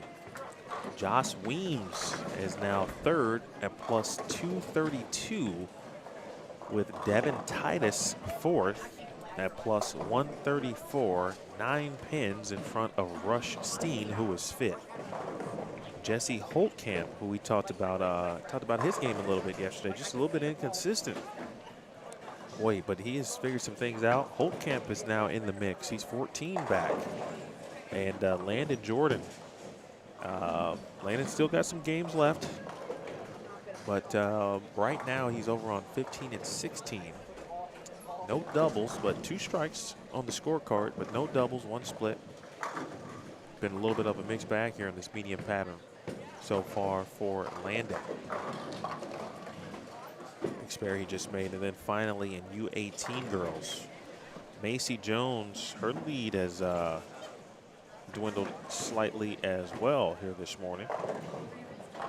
Ashlyn Tevis, 59 over for the first 2. Skylar Petz, she made the Stepladder finals last year also. She's 26 over on the day, and Macy is 13 pins over, or sorry, plus 13, I should say. But Macy at plus 16, she is the only U18 girl who is plus at the moment. Meanwhile, Vicky Andrews, big double I just saw in 11 and 12. Andrews at -4. Tevis moves into the top 4 at -10. Abby Starkey has now moved into the top 4 at minus 55. Gianna Brandolino, the LBC Clash National Champion. She is now 5th at minus 70. Emily Kringle is in the mix at minus 76, so getting really close in U18 girls as well. Yep. I've known Vicki Andrews for quite a few years now, and she has definitely a unique game, but she's a competitor. She will bowl as much as she can, whatever she can, and she fights for it. She pretty much, I don't remember if it was exactly a state record, but last year at high school state, she just lit it up, almost shot 800 for her first 3 games of the qualifying before they go to the bracket. And she can light them up. I actually thought that she was going to score pretty well on the short yesterday, but I know she struggled a little bit. The transition, probably some urethane carry down might have affected her. I know she's very speed dominant. I've been asked before, with someone like her. Swanson. Oh, 9 in a row. So would I change Vicki Andrews' game? She kind of has that slight moment where she releases the ball off the wrong foot. And to be honest, it's like she does a lot of things right other than that. And what she's able to do and what she's accomplished is kind of hard to change that. The only thing you might be able to change is some body positioning to where she can move in and open up the lane a little bit more. That's about it, because I know she struggles when she has to get in and shape it a little bit. Well, folks, the developing story here is Anthony Swanson came into this morning. He was just outside of the top 5. He and Rustine essentially were in a battle for the 4th spot. 298, 245, and now young man is in the business again.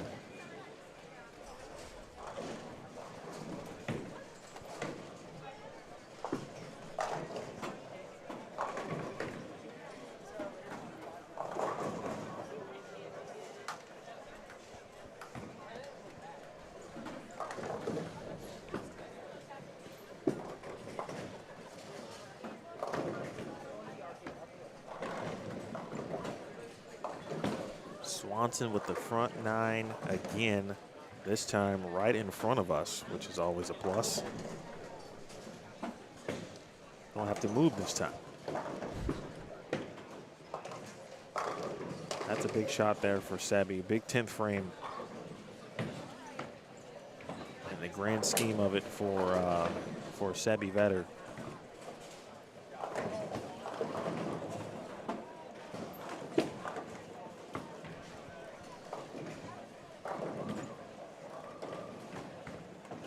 I keep forgetting that Sebi is not in the U18 boys division, but his game suggests that he absolutely should be in the U18 boys division. But he is 3rd in U15 boys, and that was a big save of 191. He had a small cushion over 4th and about a 70 pin lead. Excuse me, 70 pin lead over 5th. So saving as many pins as you can there was huge for Sebi.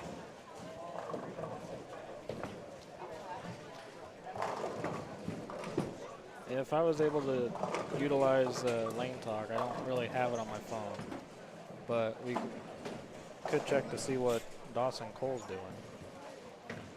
Let's do that. Oh, Dawson can shoot 247.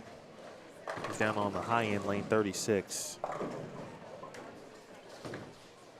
So with that said, Dawson would put himself, he would actually move in front of Sebi by a couple of pins if he were to go off the, actually no, by about 10 pins if he were to go off the sheet here. I told you. 10 o'clock, just past the 10 o'clock hour Central Time. We got more people starting to wake up a little bit. Appreciate you tuning in. You couldn't have picked a better time. Yep.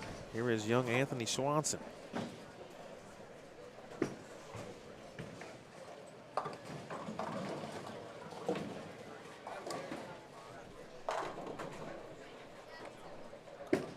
Looking for the front 10.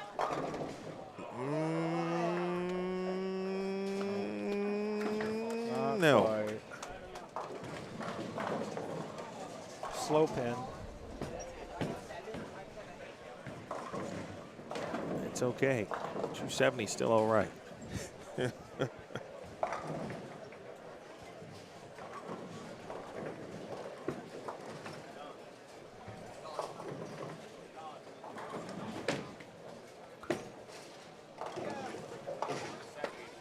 Well done there. And what that has now, well, 9 guaranteed him 800. 9 out would have been 257 there. So he was good in that regard, but now go ahead and add a little extra spice to it.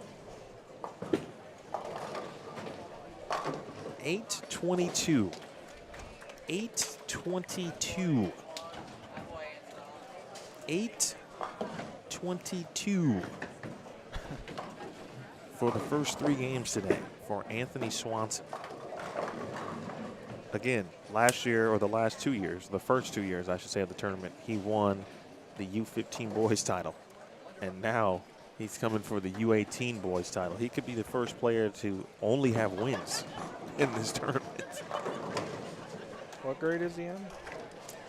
He is a sophomore, I think, high school. Yeah, I believe he's the same age as Rush, so yeah, that would be about right. I think after this year he has 2 more. Yeah, I mean, that's a 5-star. I was talking about 5-star prospects earlier.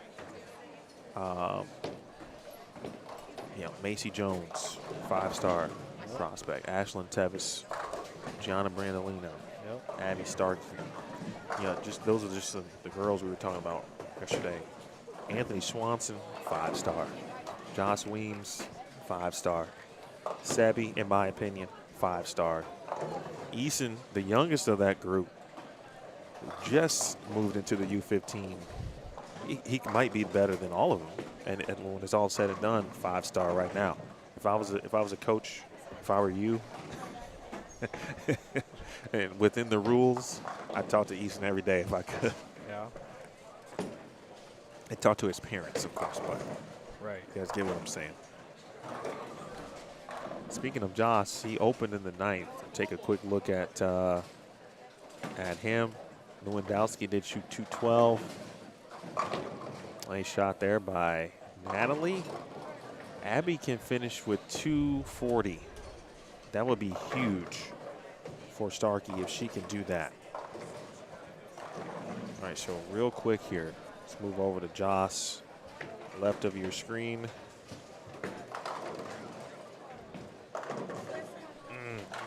And another 4-pin.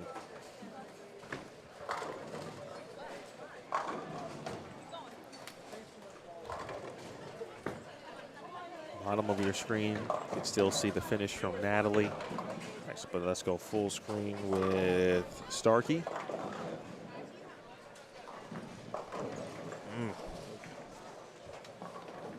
A little high for her too. You see Josh bottom right. Hold on, ball. Oh. And he knew it when he let it go. The landing didn't quite get stuck there. He didn't. Well, 2 things happened. It looks like he stuck. Therefore, he didn't quite stick the landing. Yeah. So Josh goes open, and loses some ground. Abby didn't look very confident on that spare. But at the end of it, it may not even matter in U18 boys because of what Anthony Swanson's doing.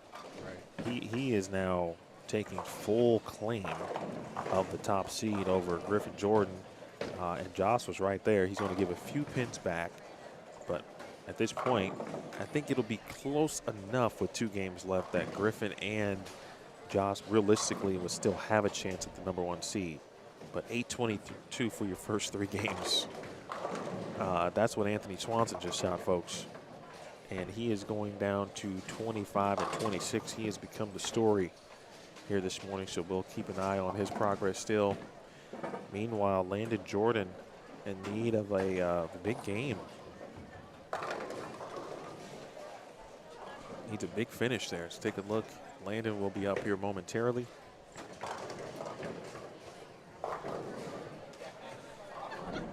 When I was Anthony's age, I wouldn't even have imagined shooting 800.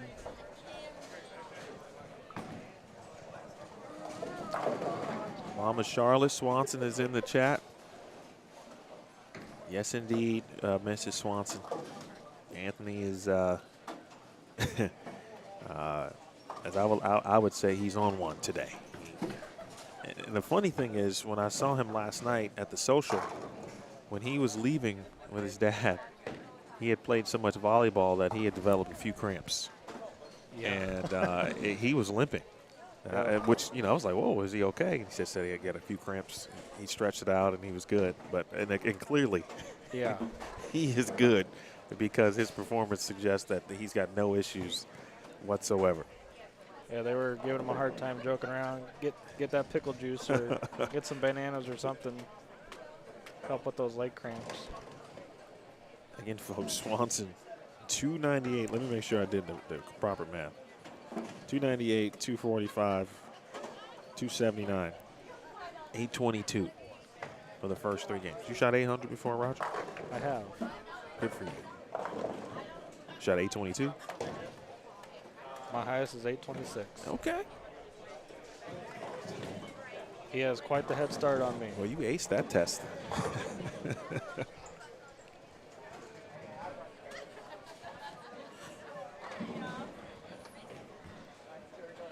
Andy Belo, absolutely.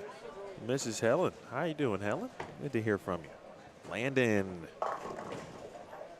And boy, I got to tell you, you know, it's very rare to see Landon struggle. It truly is, and I watch him a lot. This is one of those things that you don't see often. It's like a blip in the matrix. Yep. And he was so good on the long pattern. So you just anticipate, and I talked about this yesterday, his short pattern performance, you know, didn't knock anybody's socks off, but it was one of those situations where you just, you know, get through the block, make sure you don't give any back, and, you know, he'll be good for Sunday. He went 18 over on the short yesterday afternoon. He, again, blitzed him on the long pattern, but you know who else blitzed him, though? Anthony Swanson. Yep. He was second on that squad to Landon at plus 117. Landon was plus 161 on the long yesterday morning. Griffin was great, too, along with Jace Pint. They tied for third at plus 109. Well, we see the versatility from Landon. I've never seen him go back up in competition. But this might be a situation where he might have to take a chance. Landon so far today, 150, 173, and another 173. Yeah. Again, those are scores that if you told me walking in that Landon would have that scorecard, I would have said not a chance. But we all are human. Gotta take chances. And sometimes, you know, bowling is bowling. It does make us think sometimes more than we want to. And Landon's in the thinking mode. The good news is total. With 2 games left, and it may seem like, you know, it may be all for naught, but, you know, Swanson at this point, he's in his own world, right? So that's Anthony's being Anthony. Joss is still right there, again, battling for the top seed, as well as, who did we say? Griffin. That 4th spot was still very much up for grabs and very close. So with 2 games left, Landon still with plenty of chance, but I think a big decision upcoming here in regards to how he's going to play the lanes in Game 4. I like that backup. It was pretty okay. By the way, Swanson struck in the first frame here in Game 4. If you're scoring at home, and Mrs. Swanson just might be doing that. Thank you for joining us, everybody. Midwest Youth Main Event, Round 3. Round 3 is a part of the title name. Technically, it is actually Round 3. Yes. Because it's the third pattern. But we are nearing the end of qualifying. Now, officially 2 games left before we determine the top athletes. Top 4 in each division, except for the U15 girls, which we will send 2 athletes to the finals. That is based on entries. And then they will vie for $1,500 scholarships. U15 will be vying for a $500 scholarship. And then the other 3 divisions will receive the full $1,500, again, based on entries.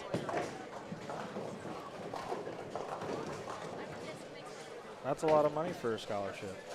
You know what? I was talking to some parents the first 2 years of this event, and they all said, of course, at the time it was $1,000, and I don't want to say just 1,000 because 1,000 for first place in a youth tournament is a lot of money. And they said, well, you know, it's not many tournaments that will offer the opportunity to win $1,000 first place. Right. And then Matthew was on yesterday, and they obviously upped the ante. $1,500 for first place. I mean, there's some adult events I'm sure that you bowled, or $1,500 is not up for grabs. Right. I mean, there's adult events that aren't all that common, at least for. I mean, some of the adult Greater Iowa tournaments. Some of their bigger ones, like the Ebonite Fall Classic and Winter Classic, those are well over $2,500, three grand for first. The 11th frame that Jeff Riggles runs, that's about the same. For Iowa, that's kind of the biggest that we get in our area. But yeah, I mean, 1,000 or 1,500, that's a great prize for a lot of people, adults or youth. Swanson with the early double again. At the bottom right of your screen, we have a 19 to 22. I know, I believe, let me go to the chat here. Scroll up. Becky Klatt was looking to watch a little bit of Ava Klatt. And Ava's the bottom right of your screen. Or 3 in a row, excuse me, for Swanson. We'll go to full screen on 19 and 22 so you can see Ava in full screen mode for a little bit. The way Anthony's striking, though, this game might be over pretty quickly on 25 and 26. So it may not matter too much at the end of the day. The highly anticipated now score updates for bowl metrics. This is where, you know, you do the scan and the parents, and I was kind of describing what you would anticipate seeing later today. Parents with the mobile device up, bowl metrics on the screen, eagerly awaiting all of these updates, counting and doing the math, where their player needs to be and what they need to do. I was talking to Sarah Lagu's dad yesterday. He was all about the numbers, and he was telling me different scenarios, different things that she would have to do today to give it a run for that top 4. So I know she made the Stepladder last year, and not to what she was so far, not to what she would be hoping for this weekend's event, but anything could happen. I know they're thinking about it. Other parents are thinking about it. Anything could happen. Someone can throw a big game, last game, and jump everybody. I mean, it happens every tournament that I cover. Yeah. And it doesn't matter the level. You know, if you say it's cut day, then it's just a different atmosphere in the building. And there's always someone that's going to throw a big game and at least make somebody sweat, right? They may not ultimately get into the top whatever, of course in our case top 4, but they're going to at least make somebody sweat who was in the top 4. Right. It did look like I only saw the end of that shot. The ball was already on the lane on 21, bottom of your screen, but Landon did look like he went to the backup.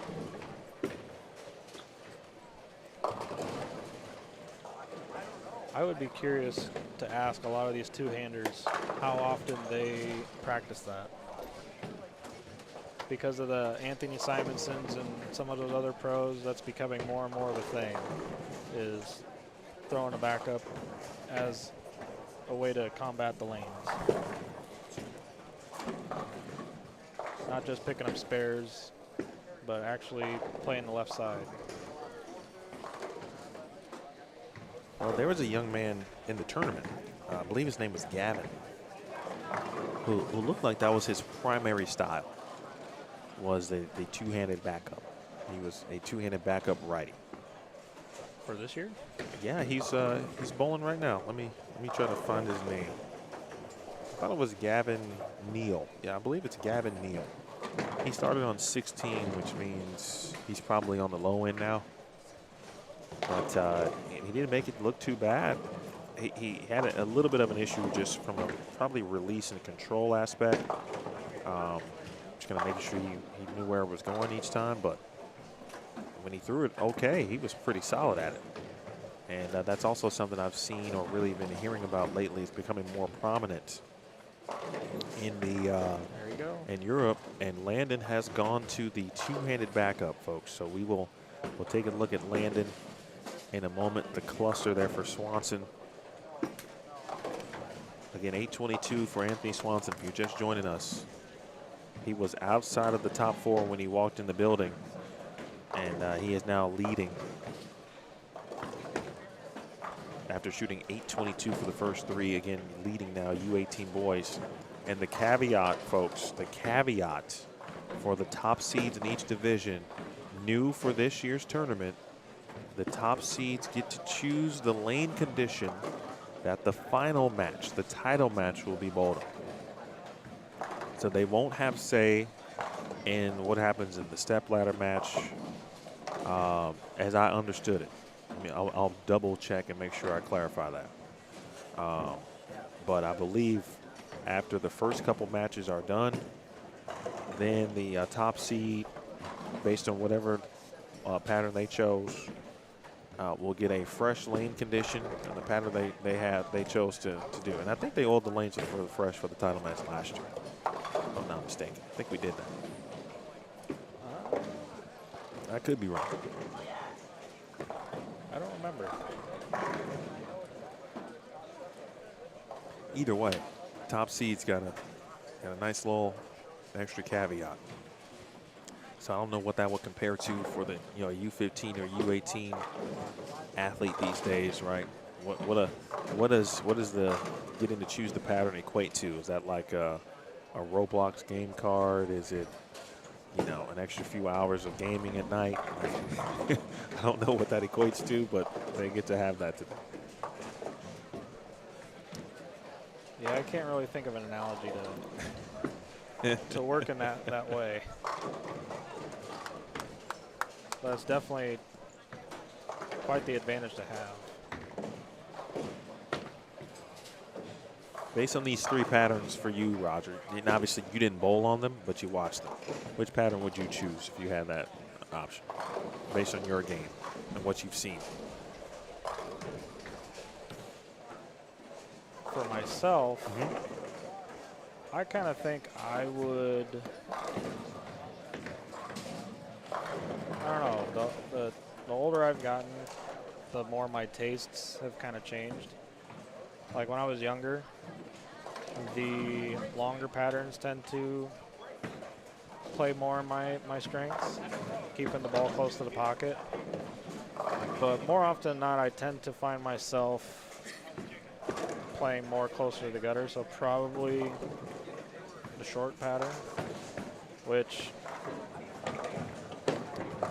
could give an advantage to me just because you know, I've talked to parents throughout the weekend, and some other tournaments I've talked to parents where we're talking about different lengths of patterns and stuff. It's the short pattern always seems to be the make or break pattern, just because you have kids who know how to play on short and kids who don't. Right. There's like no in between.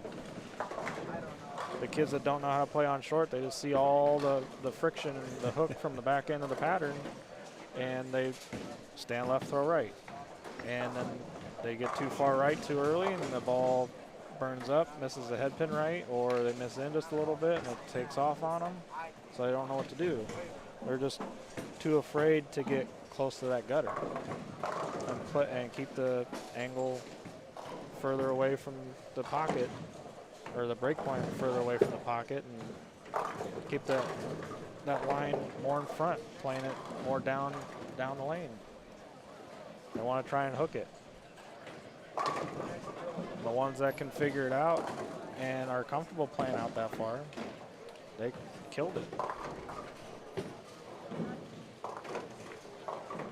It's a really good shot, two actually. One from Landon, who decided not to go back up right there. I think he made a ball change and went back to being a righty, if you will, and was around fourth arrow, but with a ball change, maybe a black venom of sorts, and buried the pocket. Again, 2 games is still a lot. Yep. And plus 100 is out there for 2 games. And that might be what Landon ultimately will be asked to do to make this cut.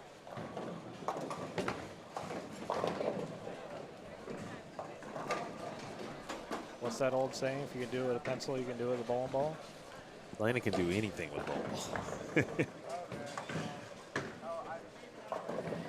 Dad Tony is in attendance.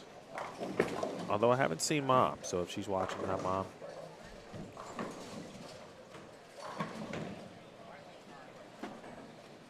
But that doesn't mean she's here, because I thought Josh's mom was not here, but I talked to Mom Sharon this morning, and she's been there the whole time. Meanwhile, Ashlyn Tevis. Another strike. Carter Suizo. I gotta make sure I'm saying that right. I asked him yesterday. I'm pretty sure he told me it was Suizo. I have to get his attention somehow. I probably would have pronounced it wrong too.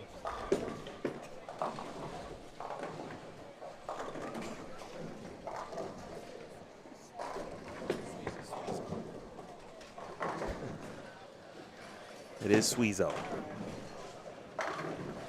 I probably would have pronounced it wrong. That's a very tricky name. Yes. That is one where, you know, again, just from experience, first of all, the first thing you should do if you're going to pronounce anybody's name, and as soon as I say that, the backup happens on the right lane. So maybe it's just the right lane that Landon is attempting. But yeah, when you're charged with announcing names on a regular basis, part of it is experience. You have to kind of understand certain names, vowel sounds, and maybe how certain things match up. And then there's just, you know, one name or two every now and then you just have no chance. Just go ahead and ask them what it is.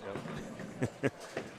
It's better to ask than get it wrong and embarrass you or them. Big spare here for Landon. Nice. All right, so let's check out. That's right. Boy Mom 210. He's got plenty of tricks. And the tools. Let me ask you as a coach, Roger, how do you help players add to their tool bag, if you will, right? Like, you know, whatever they have that's their strength, and then you kind of build off that, and then you, as they say, need to have the B game and the C game and all of that stuff. How do you help players? Like, what are some of those things, or maybe even some examples of players who've added to their games over the years that you've watched in your program, or anybody for that matter? The easiest way to kind of tackle that would be to kind of use our program as an example. I mean, most of the kids that we get don't really see a lot of sport shop. So getting them to get out of their comfort zone, play different parts of the lane, we kind of force them to play different parts. I mean, a lot of them, yeah, they can hook it, especially two-handers. We have a few down and in players. So getting them comfortable being uncomfortable. There are some players that we've had in the past that their spot on the approach is their spot. Does it mess up their swing sometimes? Yeah. So I almost have to physically move them or put some kind of obstacle in the way to where, like in the past we've used empty bowling ball boxes. We'll put it on certain parts of the approach to where, okay, you need to slide right of the box or left of the box or things like that to kind of force them to play different parts of the lane. We'll put targets on the lane. We'll use our Specto. We have a Kegel torch, things like that. We teach the kids to watch the ball, play first arrow, play second arrow, third arrow. And most, like on the female side, most girls don't see inside of third arrow, excuse me. But we do have one who, she's slower speed, but kind of a higher rev rate, so she does get inside of third arrow from time to time. And she definitely was surprised by that last year, because that's something she never really did, and she actually gets really good at it. She loves it when she gets in that deep now. It's become more of her comfort zone. But we try to challenge our kids to play different parts and make them more well-rounded players. We want them to be more aware of what they're doing as bowlers. So like we had our first event last week in Rockford, Illinois. There's a lot of coaches I believe will agree that some things you don't quite see right away when you're in practice, but it shows a lot more in competition. So we bowled. We had a good showing for our first outing, especially on our guys' side. A lot of nerves, but this last week we did a lot of spare shooting, which is pretty common for a lot of programs. But the other thing we did a lot of swing and release drills. Just pretty much the whole entire 2-hour practice of working on releases and swings, working on the feel of it. We even turned off the lights, had them bowl in the dark. That way they're just focusing on the field. They're not watching their ball. Just, elbow in, swing straight. This wasn't a global situation? No. No cosmic. No, the only light that you can get was from the monitors on the approach. You can get a little bit of light, so they kind of were able to see where they were standing at least, or where to start. But after that, they weren't able to see. You can't really see the ball go down the lane. You don't know what arrow you're hitting. You can see the ball go through the pins. So we kind of link the two together. It's like, yeah, focus on the field, but then after that, watch the ball go through the pins. Because we did some classroom time stuff before we started practice this season, and we're talking about, there's a reason why you leave what you leave, and it's because of how your ball goes through the pins. So with all the lights off and the pin decks are pretty bright with all the rest of the lights off, you can see the ball go through the pins. It becomes more emphasized. So it's like, the ones who are struggling with the pattern that we bowled on last week, you get too much side roll going through the pins, you leave a lot of washout splits and old funky leaves. And the ones who are able to control their ball reaction a little bit better, get it to face up a little bit sooner, go through the pins a little bit straighter, going forward, they were able to score a little bit better.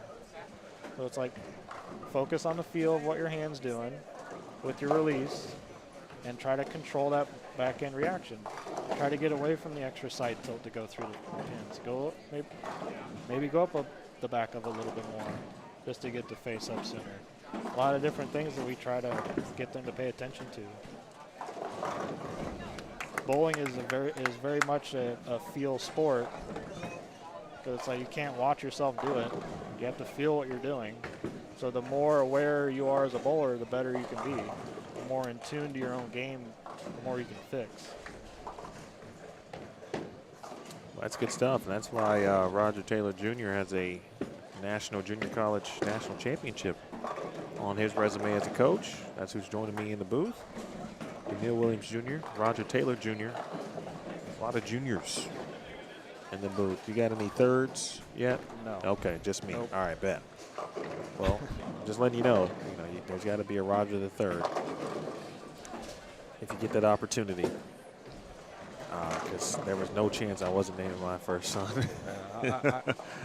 I'm okay with being Uncle Raj right now. Yeah, I'm not trying to throw it on you yet. Yeah. But when the time comes, Yeah. whenever that happens, Yep. I want you to call me and let me know that you got a third Yep. in the booth. Swanson going to be, or potentially in the 220s. He can get there with a double in the 10th. But Landon now in a situation where it strikes in the 8th and 9th and the double in the 10th, or 2 in the 10th, would get him in the 2-0s. And that is actually now becoming very important for him to make sure he is still within any kind of good, reasonable distance from 4th to make a run in the final game. And then, of course, would need probably a little bit of help to get there as well. There's us in the booth. There's Landon. Oh, wow. That is what you call the insult to injury right there. That is what makes a frustrated player already frustrated. It's not quite a dagger, but it just feels like it, right? When you're in that situation, a true grind, you're trying to hang on, figure something out. That lane is clearly his best lane of the two here. Yep. And when you don't get the hits on your good lane, that's tough. That is definitely one of the hardest things as a bowler. Is that you're struggling, you finally throw a good shot, especially on your good lane, and it just, the pins or bowling gods tell you otherwise. Does give us an opportunity, though, to run through bowl metrics. Do hope Becky is watching. There's Ava Klatt.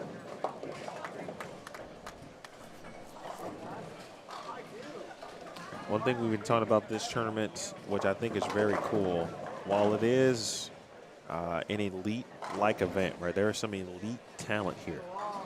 There are also players who are trying to become elite, either in the early stages, that middle ground, and learning about what it takes to compete on this stage, if you will, with these types of players on a regular basis. And for many, of course, in their own backyard, which is fantastic. Eason Taylor, by the way, has 8 out of 9 on 17 and 18. And he might be putting himself in position here in U15 boys. We'll take a look at this, at these stats here in a moment. He's really smooth. Yeah, I mean, honestly, he could be the best of all of the players that I named earlier. He's the youngest of them all, and probably hooks it the most with one hand. Yeah, the way he's playing the lanes right now, yeah. All right, so U15 boys, JT Groth is still leading the way at plus 72. Dawson Cole, second at minus 10. Tatum Lee is third. Swanson strikes in the bottom of your screen. That is 2 for Swanson, so Anthony's going to be in the 220s. Sebi Vetter is fourth at minus 34. Eason Taylor, fifth at minus 96. 62 pin differential between Sebi and Eason at the moment. And I think Ridgely Potter Jr. today struggling a little bit too, which again, something that you don't often hear about. If you again told me that Landon and Ridgely would struggle today, I'd say no way. Not on the medium. Nah. Well, I would never say it. I don't care what pattern it's out there. Not those two, but it happens. Ridgely still got an opportunity, but right now, Easton Taylor not only get a chance to finish this game in the 260s, but he can potentially move in front of Sebi. That depends on what Sebi has going in this game. We'll take a look at Lane Talk real quick, trying to find that out. Sebi can shoot 183, so he is going to give some pins back, and it is very possible. With one game to go, we might see a flip-flop in the standings in U15 boys. All right, let's keep on moving. U15 girls. Of course, I'm checking the scores on Bull Metrics that link is pinned at the top of the chat. Leah Basevic, Addison Johnson, they have all but secured their 2 spots in the championship match. Nick Sachs, by the way, on 23 and 24. That's fine. I like that speed. 220 now for Sachs coming in late. Let's see where Nick Sachs is plus 43, and he's got some work to do to make that climb into the top 4. But Swanson, who's going to add to his total at plus 330. Griffin Jordan at plus 238. Josh Weems plus 226. Jesse Holtkamp plus 188. And Devin Titus was 5th at plus 131. Landon was 8th at plus 75. That's Thunberg 6th at plus 122. And just talked about Josh Sachs plus 79. Rushdeen at plus 61. It looks like it's been a mixed bag today on this medium pattern, based on the results and the scores that we've seen. It has taken some players kind of out of the running to a degree, and certainly put some players in the running, which obviously happens. Easton Taylor is up, by the way. Oh, and he got a late love tap on the 10 pin from the 6. Easton's going to be in the 250s, and he is making his move in U15 boys. Macy Jones leading the way, still in U18 girls at plus 33. Ashlyn Tevis is second at plus. Ashlyn Tevis minus 7. She's going to be plus now. She just shot 211. Vicky Andrews was minus 9. She gives a few pins back. 22, in fact, she's going to be minus 31. Abby Starkey was 4th at minus 34. And 36 pins, the difference between Starkey and Brandolino in 4th and 5th place in U18 girls, with Kringle 38 pins back. Whew. We got 1 game to go. 1 game left. Tensions are going to be high. The tension. It's your favorite cliche. You can cut the tension with a knife. Clark Bonnewell. Oh, okay, Clark. I see you, young man. Walk it out. Big 239 for Bonnewell. Well, let's see where Clark is. See, that type of emotion and energy right there, that's a young man who knows where we are in the tournament. Yep. Only 1 game left. I got a chance to get into the 230s. Can't let that slide. He took his opportunity. He took a chance. Or I should say, he waited. I felt like something either caught him, didn't feel right, etc. He waited. And now for Clark, who is like minus 64, right? And you say, well, he might not have enough. The U18 boys is paying to 13th place, right? So the goals are different for everybody at this point. You got players still trying to get in the top 4, but if you're a U18 boy, they're paying down to 13th place. You want to get a check before you leave here and go back home. So Clark is now in that situation. He's trying to make sure he gets a check, and load of cash here is 250. Landon.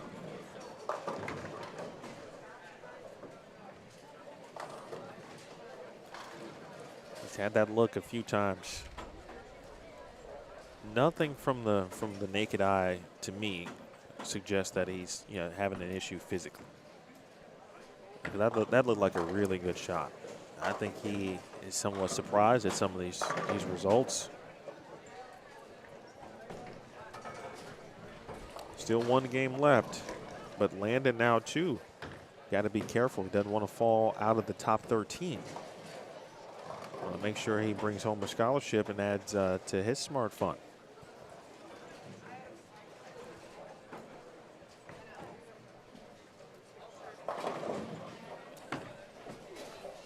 He almost looks like he's ready to go home, but one game to go.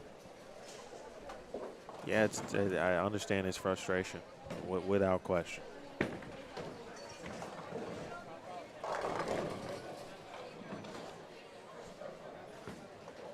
Riley Berry.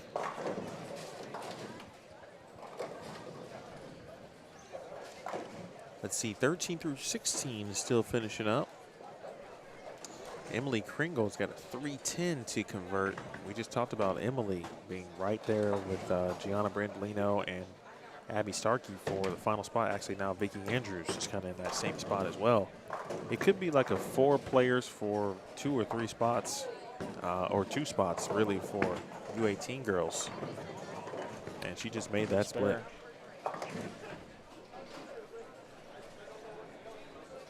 Riley finishes with 204.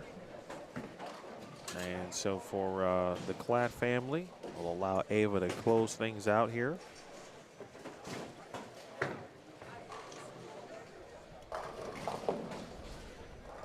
I know we were talking about some gutsy plays earlier coming down the stretch.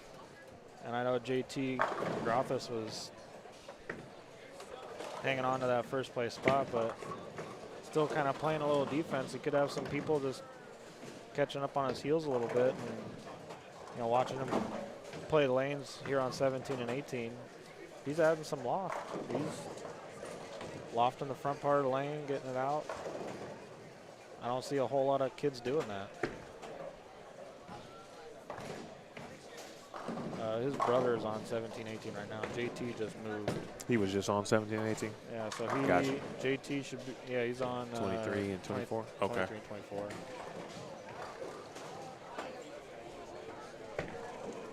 Yeah, in JT's case, right, he wants to be the top seed, again, for the many reasons, but, he can choose the pattern that's going to be applied for the title match.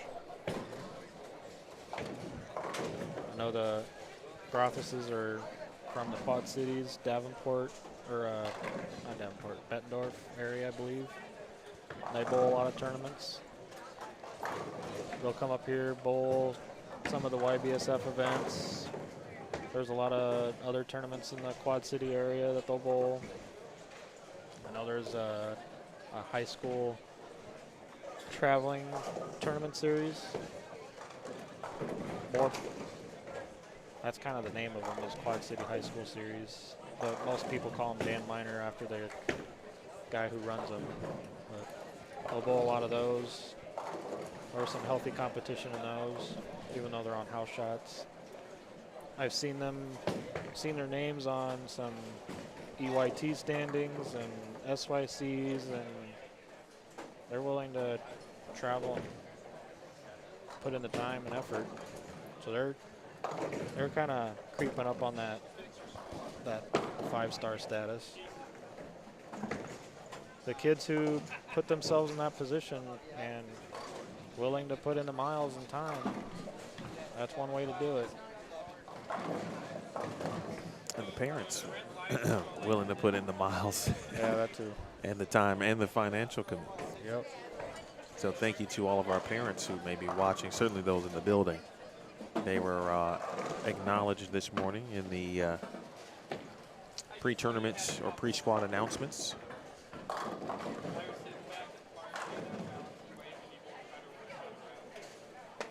A. Noden, who led the long pattern.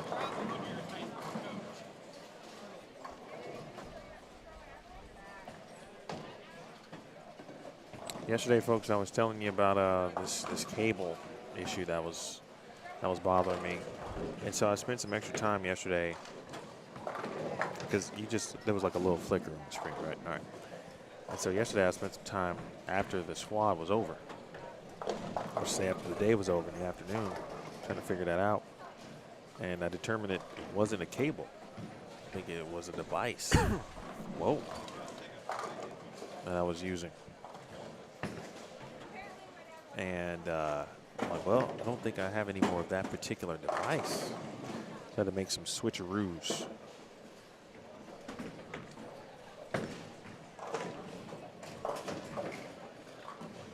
All right, Mason finishes us out. And we move over to game 5 and back to our featured. We'll start here on 23 to 26. And so we can see JT for a little bit. See if he can hold on to the #1 seed in U15 boys. Now, Eason Taylor. Eason is going to be on, or is on, I beg your pardon. I do not see his name. Am I tripping? No, that is weird. I don't see his name on your screen, but I see him up on the. All right, let's do the old. Every now and then when you use Lane Talk, you need to refresh the scores.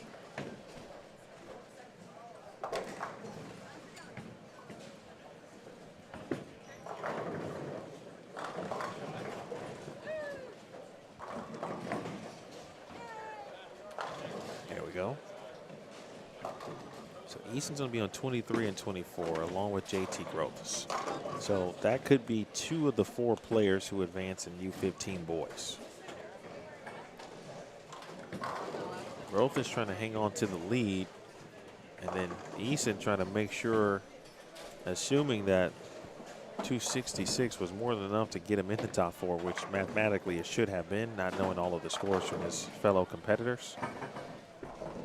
But could be very intriguing. By the way, folks, the finals are scheduled to begin around noonish Central Time. So clearly we will be done well before noon. So right now, again, noon is the scheduled time for the Stepladder finals. If it's earlier, I'll try to find that out and let you know. In fact, let me help you out right now, though. Get you some.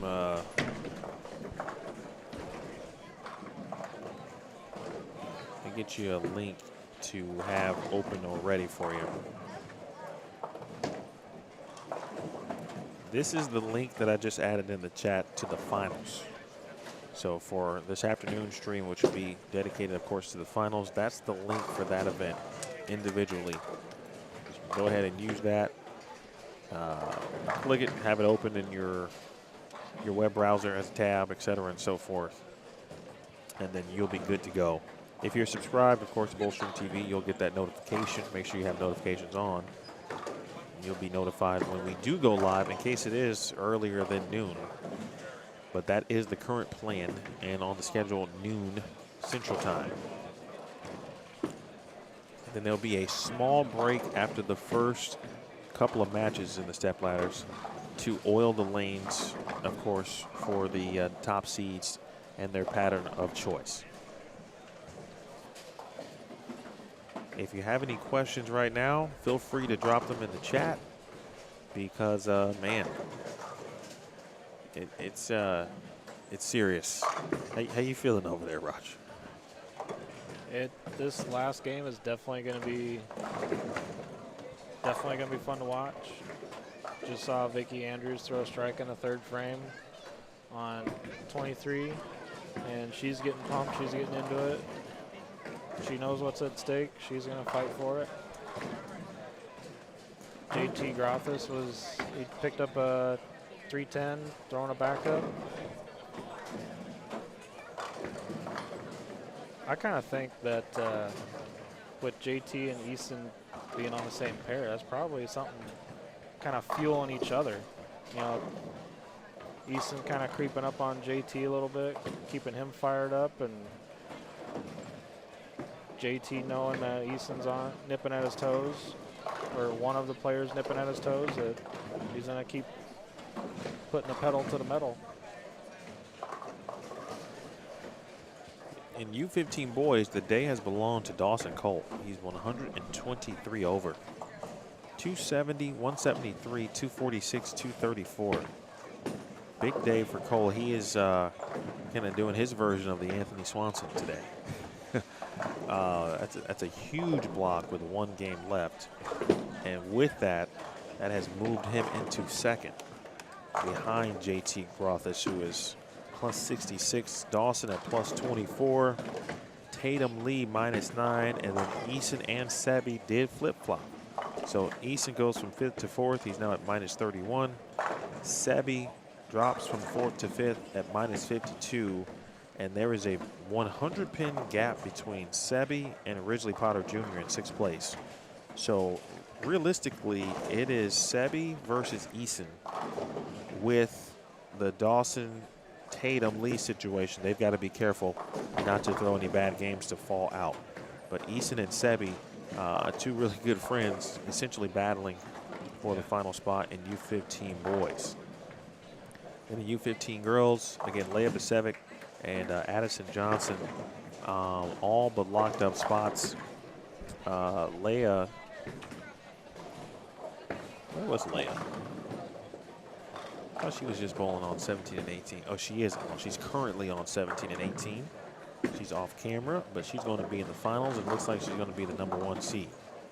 Then, of course, Anthony Swanson, 1046 today, folks, through 4 games. If you're just joining us, Anthony Swanson, 822 for the first 3.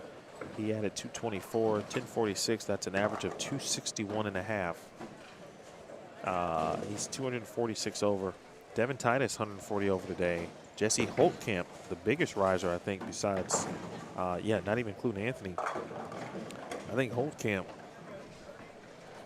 is the biggest mover today. He's 116 over and in the mix for a spot. Mats Thunberg, 99 over. Derek Lewandowski, 81 over. These are block scores. For the totals, Swanson plus 354.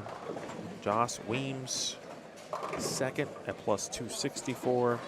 Griffin Jordan, third at plus 213. Devin Titus, fourth at plus 199.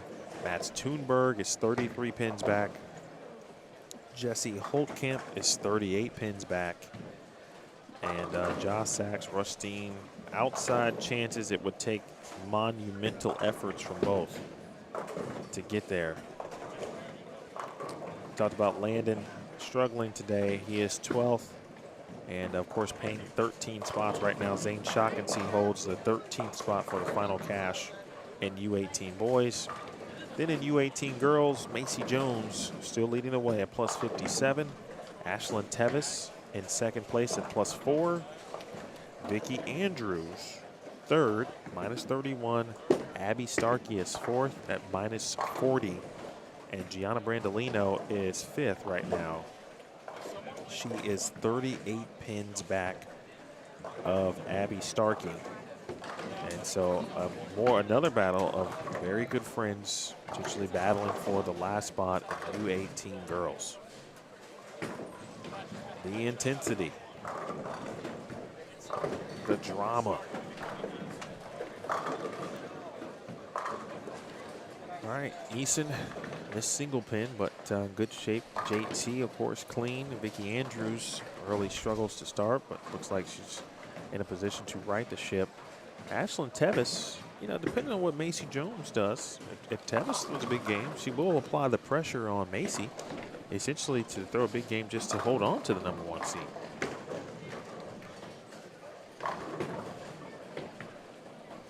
There is still so much that can happen. Never know. Wow. It's a good shot there from Savannah Portillo, bottom left, I'm sorry, bottom right of your screen. Portillo, others say that she wasn't feeling well yesterday, but she's throwing it pretty good today. She had to do a double take on that strike. Pin almost slid back. U18 girls, by the way, is paying down to 7 spots, and there's a tie for 7th with Savannah Portillo and Allison Roberts. So again, you know, the battles within the battles, if you will. Trying to, you know, make sure players get a check. She cashed in the event.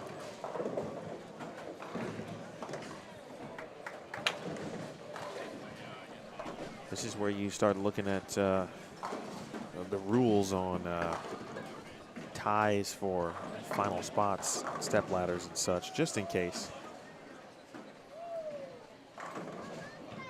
Those things generally broken by, you know, 1-game roll-offs and those types of scenarios.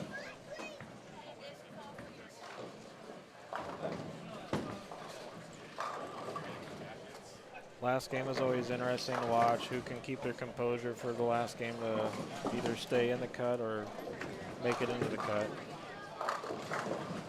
And then who loses their cool to possibly drop out. Never really want to see it, but you know what happens. And you can tell by their body language and different things.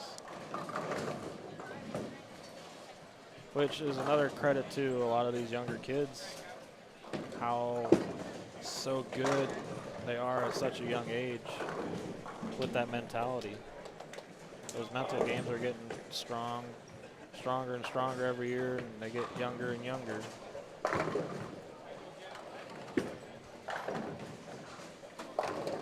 How do you guys handle mental game performance or mental performance as a program?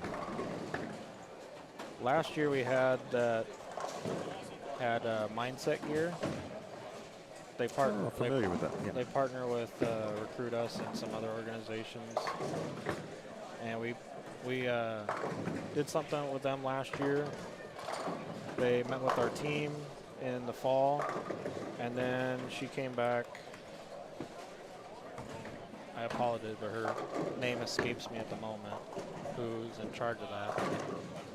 But she came back in the spring and worked with our athletic department all together, and just gave us a lot of like mental preparation tools that we can use during practices, kind of before a tournament, warming up, things like that. There's other stuff that we try to do. You know, we'll talk about journaling. We'll talk about reading some mental game books, some other stuff. We're looking into bringing in some other speakers throughout the year, trying to help get them into the right mental state before practicing or tournaments. I believe it's Tamara. Yeah, Tamara. Petra. Yep.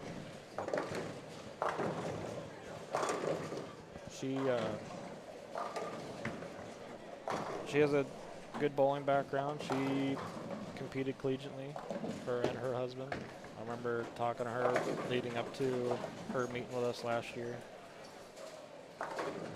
So she can definitely relate a lot of things to bowling. She deals with other sports too.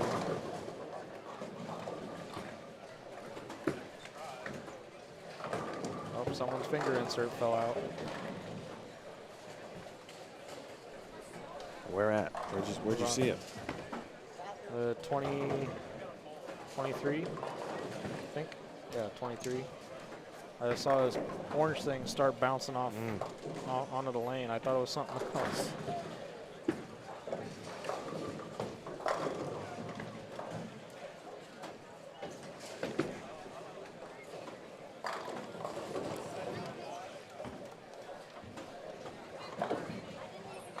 Might even be some personal touches that we try to, personal experiences that we'll try to share with the mental side of things.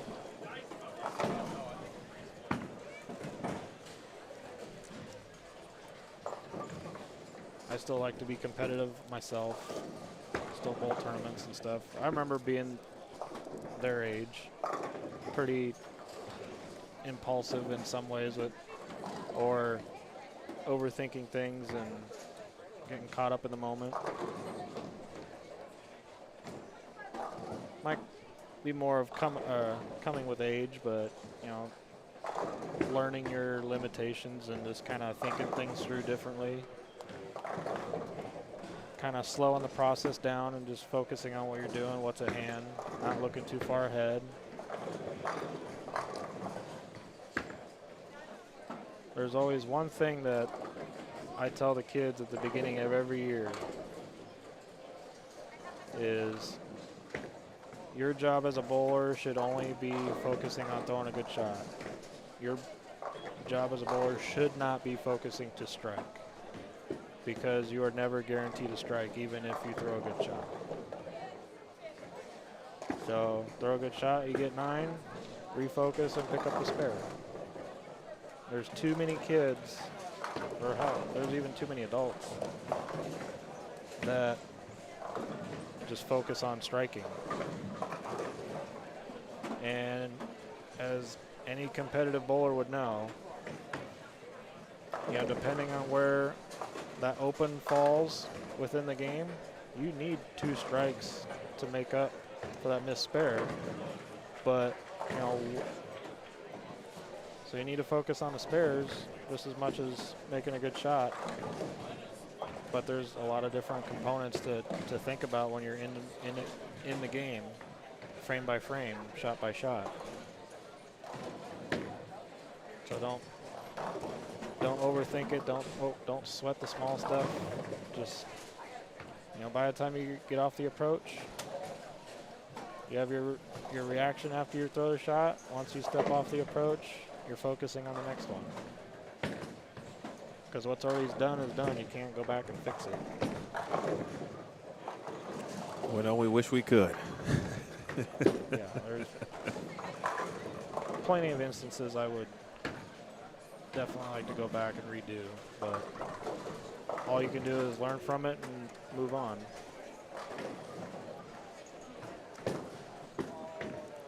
Well, Roger, we have reached the point where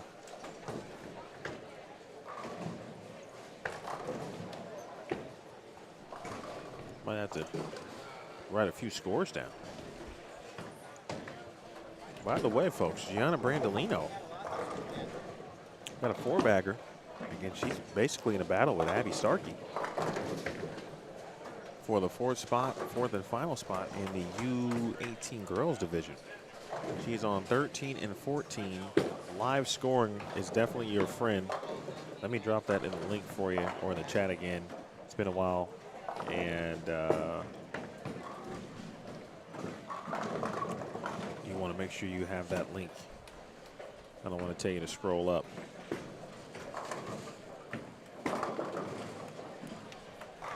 You definitely want that right now, without question. Addison Cole, 280 pace. I'm going to say Savannah Portillo as a front 6, 19 and 20.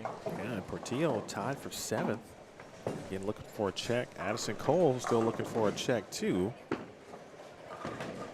And they were just separated. Portillo, Roberts, and Cole separated by just 2 pins. And there is a considerable gap between Kringle and then Roberts, Portillo, Cole. And then a little gap between Brandolino and Kringle for 5th and 6th. G just left a single pin and converted it. So you got a chance to bowl with Macy Jones today. Who knows? Those two could see one another, of course, collegiately. You know, perhaps maybe they wind up teammates. You never know. Yeah, someone was telling me that Macy Jones was going to Vanderbilt, I believe, or she was already committed somewhere. To my knowledge, she has not committed yet. Maybe it was someone else. She is taking visits. Now, I can understand how people would say that, as Portillo now with the front 7. Because there is a relationship with Macy and the Barnes Ernest family, Josie and Jessica. Josie, of course, coaches at Vanderbilt. So Macy owns some Vandy gear, so I could see how people would put that together, but not yet. Not yet. That is not an item yet. That is true, but she is now on taking official visits, and I'm sure she will be making a decision probably in the next few months. Is my guess.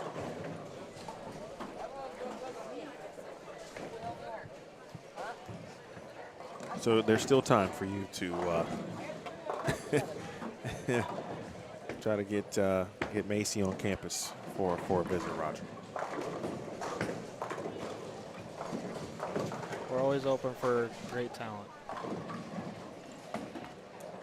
both men and women. Well, so Vicky Andrews is now in a situation. Ashlyn Tevis has all but locked up a spot in the U18 girls stepladder finals. She was in at +4. There could be an opportunity for Kringle potentially. And Emily was moving. Yeah, she's on 21. All right, so we'll move over to 19 and 20 here in a moment. Andrews has got to be really careful here. The best she can do is 160, and if she does that, that would drop her to -71. And Kringle would still need to make up 35 pins or so to get into the number, and that's not including what Gianna Brandolino is going to finish with, which could be 230. So we'll need to keep an eye on Abby's score.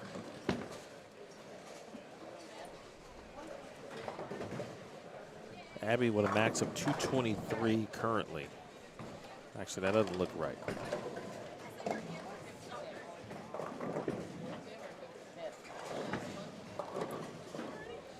That looks like maybe 190.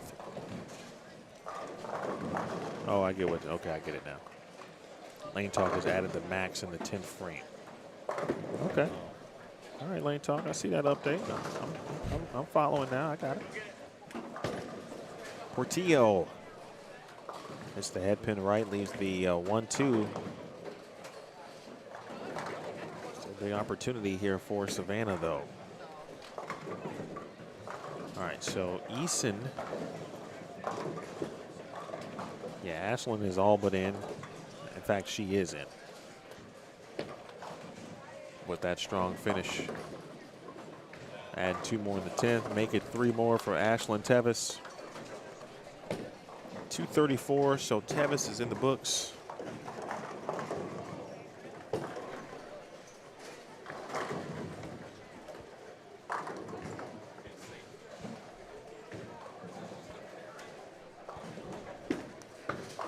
She is now at +38. We give her the check mark.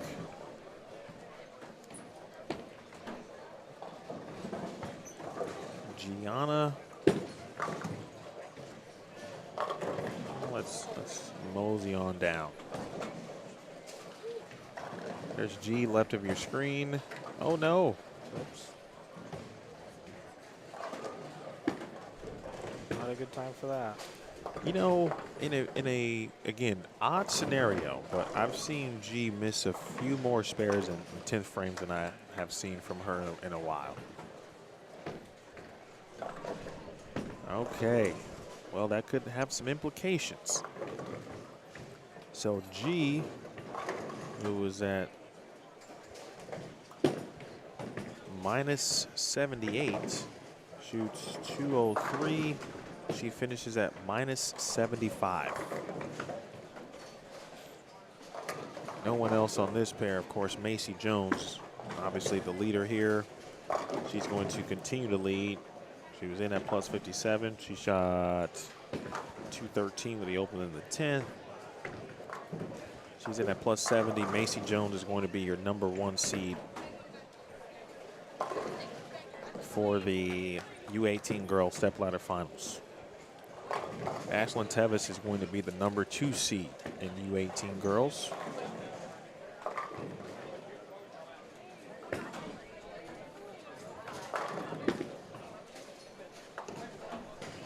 Emily Kringle.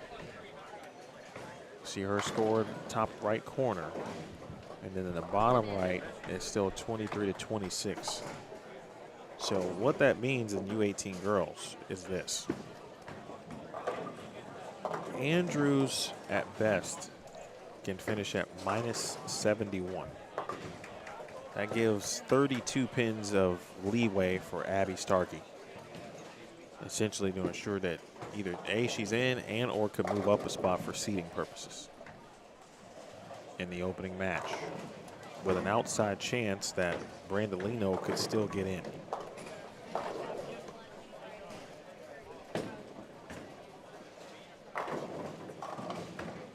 Abby with a max of 212, with the 9th frame to go. Let's just go ahead and give her 190.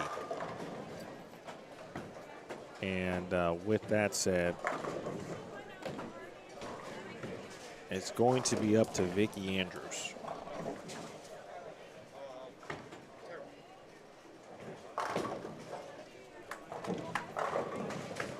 Watching Emily Bowl, I don't know who's more nervous, her or her dad.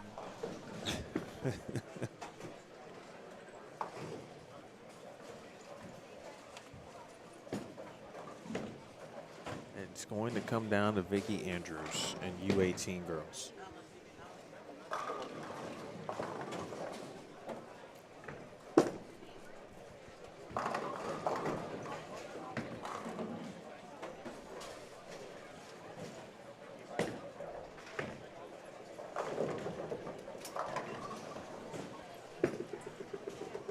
One name I would say we haven't talked about today. I know he hasn't been bowling, or he hasn't had his best turnout this weekend, but Micah Jensen's definitely one of those. Yeah, he's been solid.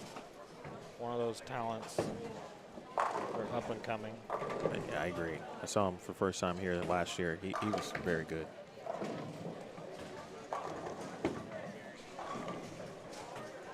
And Vicky did not strike. That was important.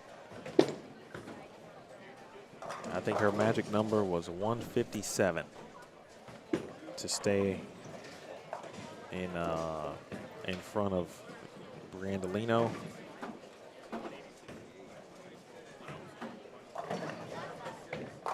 Pringle can only shoot 220.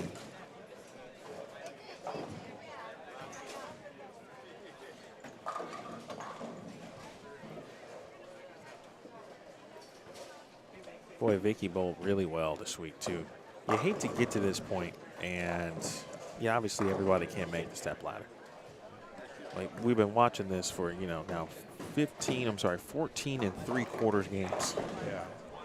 And for it to come down, you know, really to the 10th frame of the final game, it's always so tough.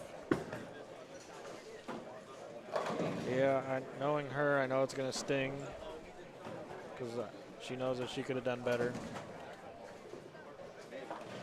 But take your lumps and learn what could have gone better, reflect, and be better prepared for the next time. I think she's waiting for a ball. With that, let's go down to back over to 19 to 22. Growth has shot 244.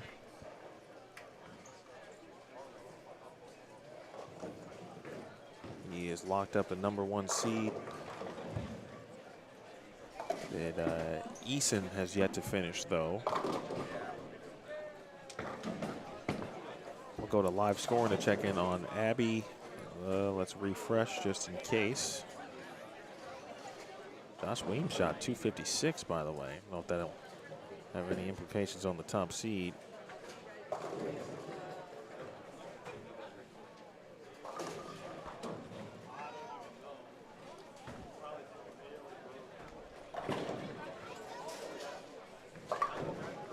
All right, so U15 boys. Grothus was at plus 66. He shoots 244.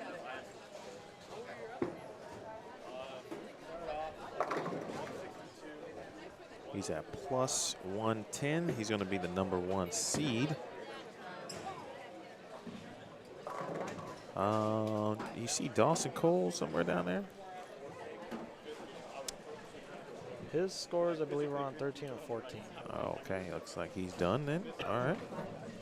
I didn't get to see what he finished with. 207 for Dawson. Puts him at plus 31.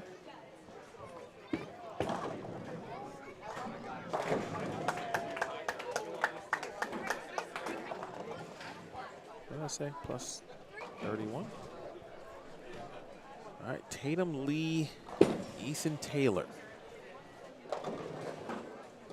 Let's see if it looks like actually everyone might be done.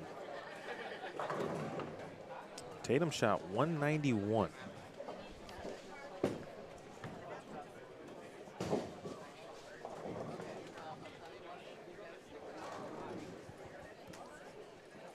So he is now minus 18.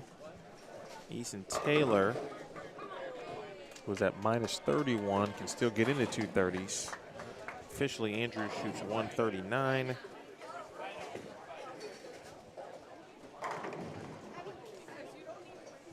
She will finish at minus 92. Of course, Brandolino has moved in front of her. Eason just struck on his first shot in the 10th.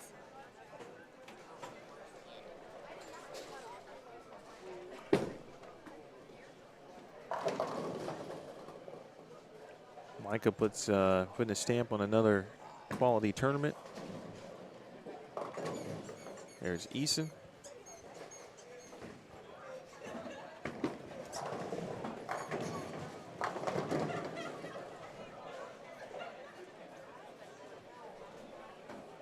Wow, Eason, his last two games are going to be the difference. 260, 230 to get into the top four. How about that? Talking about coming down to the last two games of the tournament. Yep. You got a story like that for us, Roger?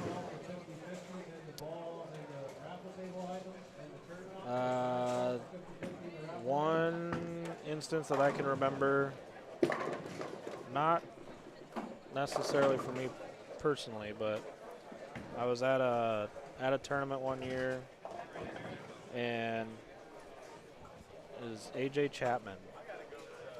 We were down in Cedar Rapids, and he's about 80 to 100 out to make the cut, and shoots 300 the last game just to get in.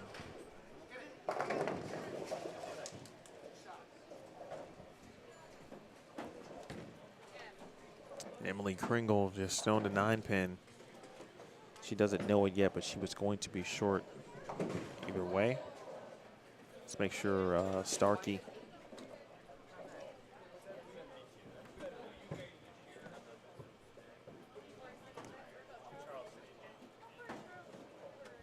Abby finished with 211. And she missed the 9-pin, unfortunately.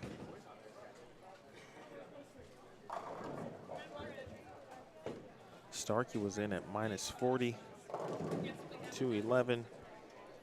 That brings her to minus 29. So in the U18 girls, Macy Jones will be the #1 seed. Ashlyn Tevis will be the #2 seed. Abby Starkey would be the #3 seed. And Gianna Brandolino will be the 4th seed. That's a really good stepladder right there. That is. Those are literally four of the best U18 girls in the country, in the world, actually. That is good stuff. All right, U15 boys, Easton is certainly in. In fact, he's moved in front of Tatum Lee. And U15 boys, the question now is, where and what did Sebi bowl? Let's find out. Vetter, did he just finish up? We hit the refresh again.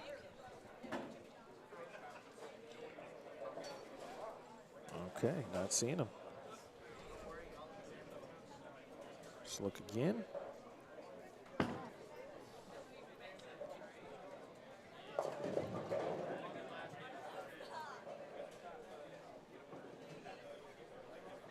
Okay. It's just me. It's not working. All right. Okay. I don't have Sebi's score. And I can't find it via Lane Talk at the moment. So that does not help.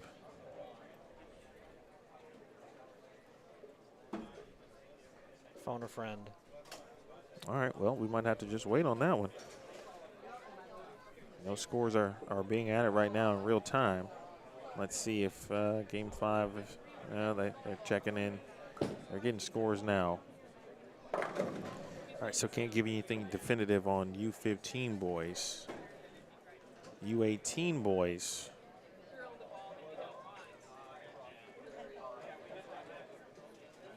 The only real question is, did Swanson hold on? It looks like if you're done pretty early, even if you're finished, the scores don't populate. So with that, there are just a few scores I think we just won't have.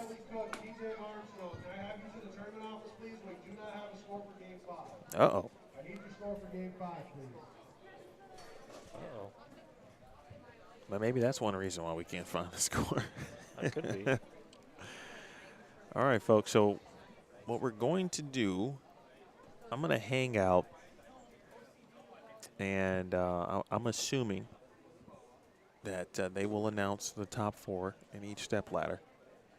You just heard the announcement of those 3 players who need scores for Game 5, which obviously they're working feverishly to get these scores tabulated.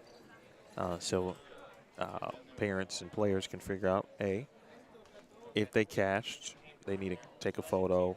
And, of course, you know, some will certainly get their trip started a little bit earlier. There are some raffles they'll be announcing as well. So some things, plenty of stuff to so hang on to. So hang out for a moment. I want to make sure you and me, and we all know what's happening. The one thing I am confident about is the U18 girls division. Macy Jones first, plus 70. Ashlyn Tevis second, plus 38. Abby Starkey third, minus 29. Gianna Brandolino fourth, minus 75. That's your top 4 in U18 girls. Right now, everything else, to some degree, is TBD, especially in U18 boys. Still had a lot to be determined too for that final spot between Titus, Thunberg, and Holtkamp. Thunberg in particular.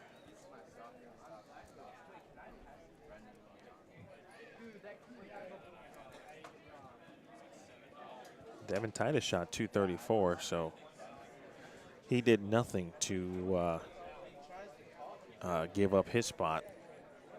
So Max Thunberg would have needed, is basically 260. Michael Solberg and Quinn Thomas.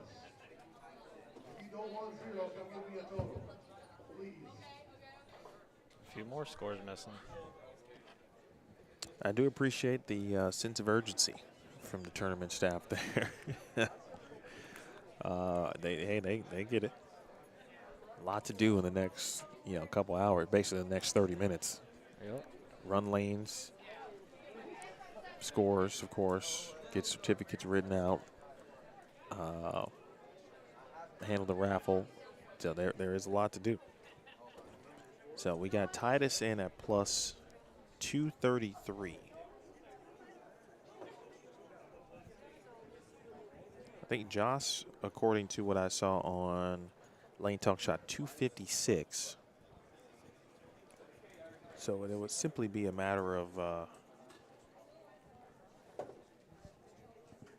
understanding Swanson's score, mainly to make sure he is still the number 1 seed. Joss shooting 256 puts him at plus 320. Again, Titus at plus 233. See what Griffin, if Griff's score is still around. Oh, that one is not available.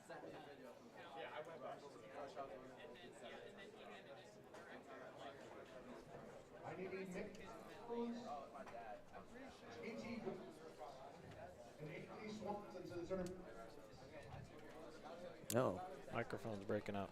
Yeah, I heard a JT Grothis and an Anthony Swanson. Uh-oh. That, to me, that means that they're the #1 seeds in their divisions in boys. And so they're probably getting their pattern choice selections Yep. situated currently. What do you think Anthony Swanson's going to choose? He put on a clinic today. And I say that because he also went +117 on the long pattern. Okay. Griffin, who we assume made the Stepladder 2, was just as good 8 pins below Anthony. Yeah. All right. So he could say, yeah, I really like the long too. But obviously he stood alone today on the medium pattern. Yes. Oh, he shot 190 his last game for Anthony. And if you shoot, he came out the gate shooting 298 today. Right. Still, I mean, don't get me wrong. Even with that 192 his last game, he's still averaging over 245 for his 5 games. That's nothing to sneeze at. All right, bet. So, okay, folks, if you're still listening, looks like a lot of our scores are updated on bowl metrics, which is great. Macy Jones in the tournament office, please. Macy Jones in the tournament office. She, too, is the #1 seed. Yep. Pattern selection choice. So Swanson finishes overall, well, first, he finished the block at +238.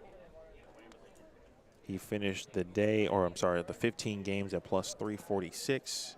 He is the #1 seed. Josh Weems finished at +320. Devin Titus at +233 moves to 3rd. Griffin Jordan 4th at +224. So Swanson 1, Weems 2, Titus 3, and Griffin 4th. All right, so that's your stepladder for U18 boys. Let's update U15 boys. Grothis at +110. Dawson Cole was second at +31. Let's make sure that all games are in. And it looks like they are. All right, so nice block by Dawson Cole, +130 on this medium pattern. Easton Taylor moves to 3rd at +4, and Tatum Lee still holds on. So it's Grothis, Cole, Easton is now 3, Lee is now 4. Okay.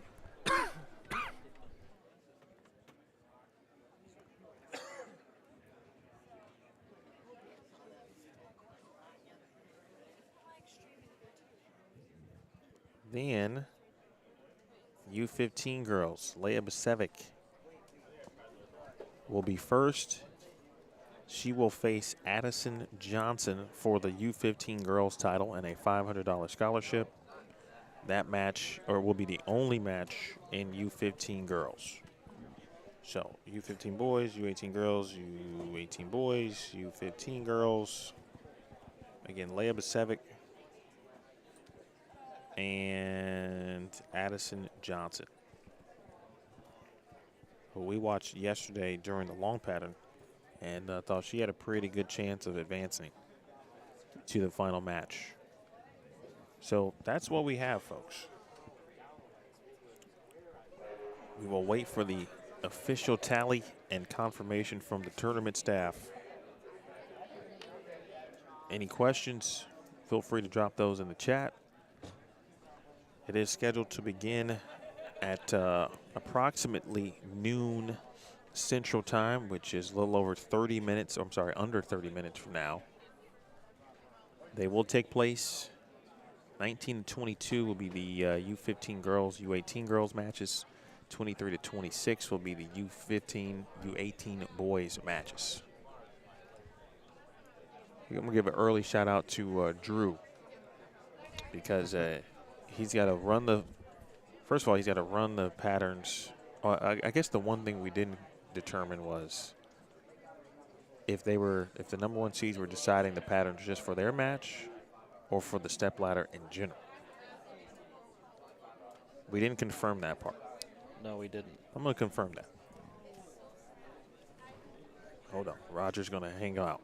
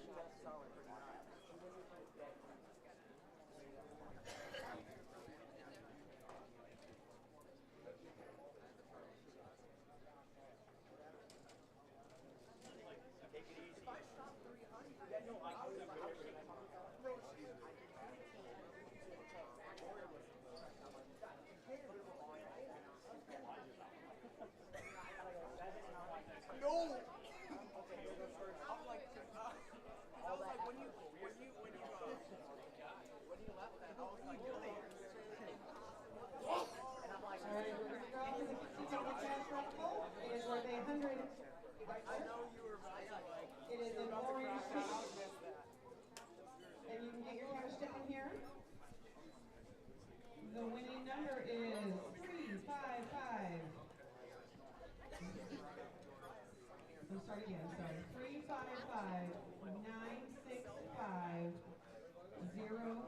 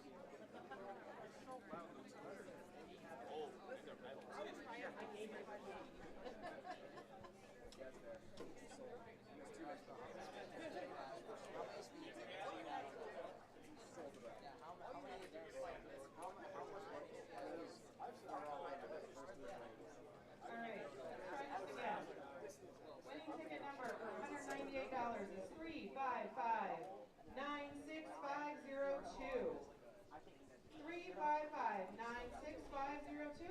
Miss Riley has $198 for you.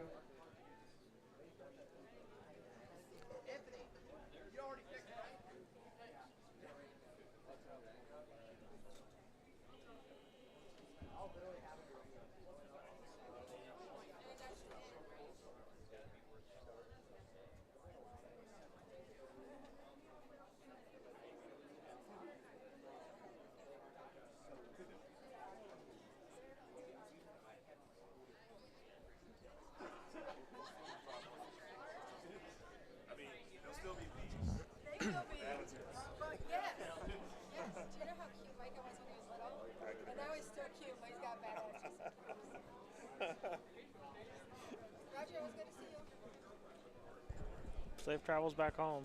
Thank you. We'll get there. Okay, so I did confirm, and they are oiling the lane condition for the entire stepladder, not just their match. So I think I said their individual match earlier. That was my apologies. So they are oiling the pattern chosen, I should say, by the top seed. Everybody in the stepladder bowls on it. That can go a lot of different ways in that sense. And then Lower seeds gain the momentum. All right, last call. 355 96502 on the orange color ticket. Otherwise, you're going to draw again for cash.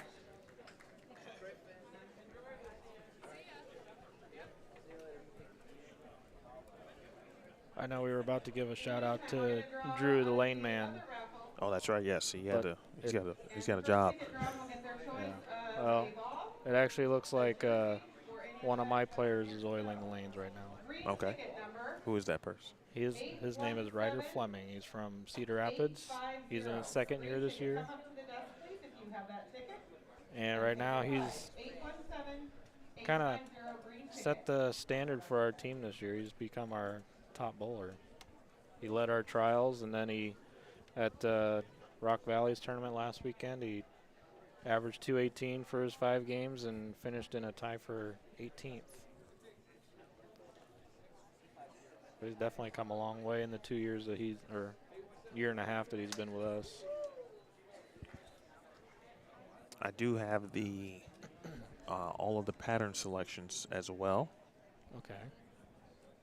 U15 girls will be bowled on the long pattern.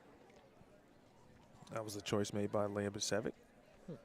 U18 girls, also the long pattern, chosen by Macy Jones. Let's just start there. Let's just go back to the long pattern yesterday morning. That was, Leah went minus 20 So back to the orange colored tickets. on that pattern. $198. And it does look like that was her best look overall, statistically, all right? 963. U18 girls, 8. long pattern. 355. 9. Macy Jones went, 8. $198 at the desk. I gotta double check that. She went minus 9.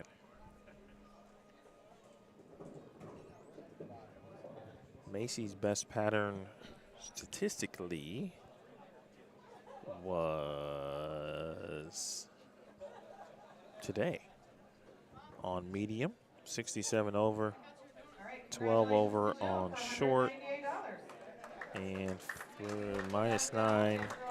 That's an interesting selection, if I have that correct. And he told me long, medium, short. U15 girls matches first, theoretically on 19 and 20. 21 and 22 as the U18 girls match. 23 and 24, Anthony Swanson did choose medium, which makes sense. Yeah. Based on his performance today. Bowling on the then fresh. JT Grothus chose short for the U15 boys. And JT went plus 80. He was one of only 2 players to go plus on short. And the other player who did, unfortunately, missed the step ladder, originally Potter Jr., so good choice there. Easton Taylor went minus 30. Tatum Lee went minus 14. But they had some good games kind of in the mix. And Dawson Cole was minus 34. So statistically, looked like a very good choice there for JT. Yep. Interesting. It's interesting how that wrinkle can even make you analyze the choices to a degree a little bit differently. 238. 817-238. We are awaiting just the official announcement, folks. I don't want to leave the air without an official announcement. You know, I can say all the things in the world, and but it's all unofficial until it's not. So that is where we are currently. It also has implications, making sure all, of course, the scores are correct and tallied properly because of the additional prize checks that are going to be awarded. So it's not just about the step ladder at this point. They got to make sure that the right people get paid, which is why every score needed to be in. Once they announce that, we will shut it down here and then quickly open up business on the finals specific event. Again, I'm going to drop that for you one more time so you're ready to go.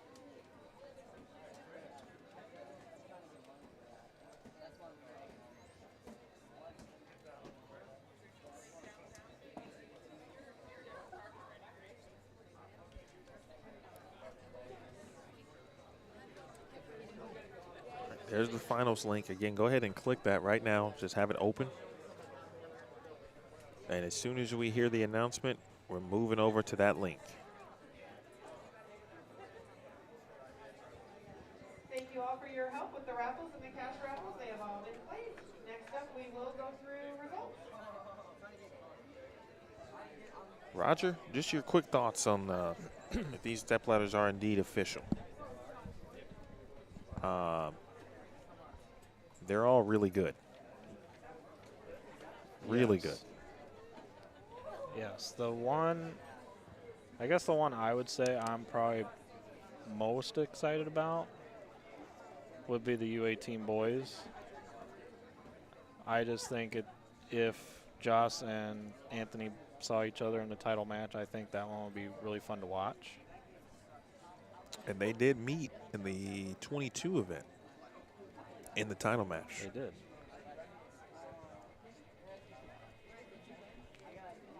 For U18 girls, I mean, you can't, with that top 4, you can't really get any better than that, really. That's pretty stacked from top to bottom. That can go really either way with any of those 4. U15 boys, I mean, to me, I feel like the pattern choice is really going to come into play on that one. And I would probably have to give the edge to JT on that, just based on what he was able to do yesterday on that pattern. And the more unknown for me, I guess, it would probably be more of the U15 girls. I mean, Leah, I would say probably has the edge overall, just because she's been pretty consistent and solid throughout the weekend across all 3 patterns. So I would probably say she's the favorite out of that final. But yeah, just knowing the characters that we have in some of these step ladders, especially U18 boys, Swanson and Joss would definitely be fun to watch bowling against each other.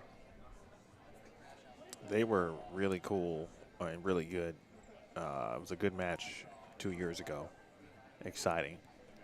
You anticipate that. I think the U18 girls match, or stepladder as a whole, you have 4 like Power 5 Division I athletes basically competing for a $1,500 scholarship. 2 of them have already committed to their respective future schools. In Abby Starkey to Nebraska, Gianna Brandolino to Jacksonville State. Macy Jones and Ashlyn Tevis are in the official visit process, as we mentioned a little bit on the air.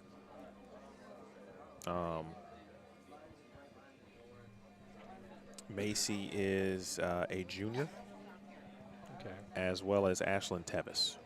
So they are in the class of 26. A little bit of time, but in some cases we've had, or what I've seen is some early commits. Like, I don't know all the rules exactly, especially on the NCAA side, like their time frames and whatnot. I have a general idea, but just seeing how early Gianna committed to Jacksonville and some other ones, I mean, I'm not knocking anyone. That's with how accomplished she is as a player and going to that program. That team is going to be very, very strong for a long time. They are built to last. Yes. They are indeed built to last at Jacksonville State. Yeah, and considering who they have this year with freshmen, that is definitely going to be a hard team to beat this year. One of their seniors on their squad this year, Anna Warkle, she's from Cedar Rapids, so I've known her. Right. How about that? I've known her since she was little, and her and I got pretty close when our coach passed away 4 years ago. He was her high school coach when he was my college coach, but I've known him for well over 20 years, and it was actually yesterday, 4 years ago yesterday, he passed away. I'm sorry to hear that.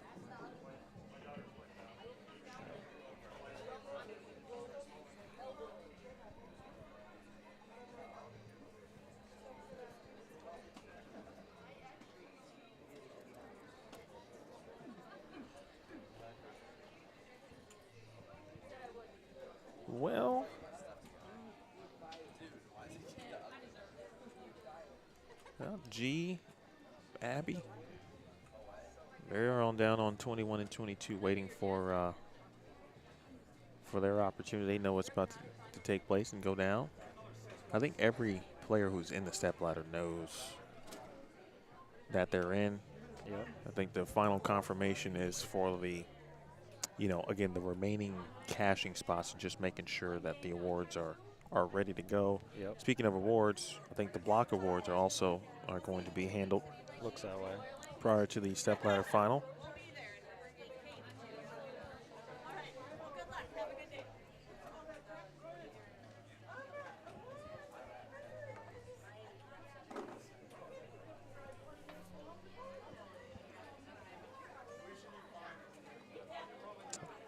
Might make an executive decision here shortly.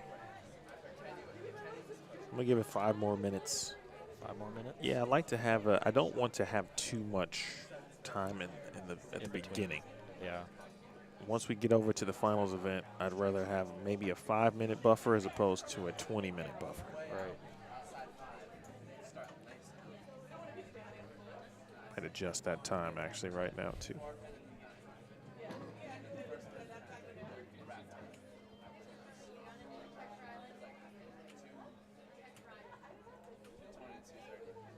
I'm going to make the finals time 12:15,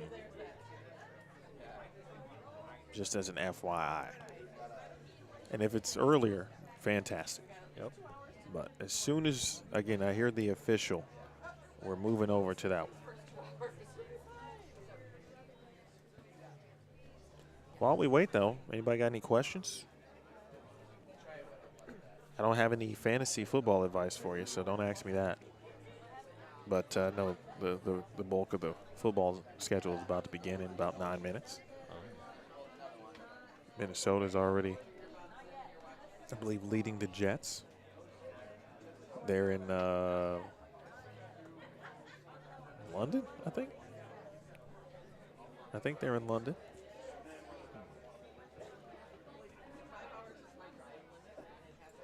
I could answer some college bowling questions if anyone has any of those.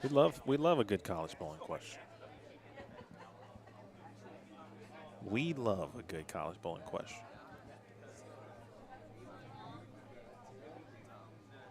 All right, thank you very much, everybody, for their patience. We have all this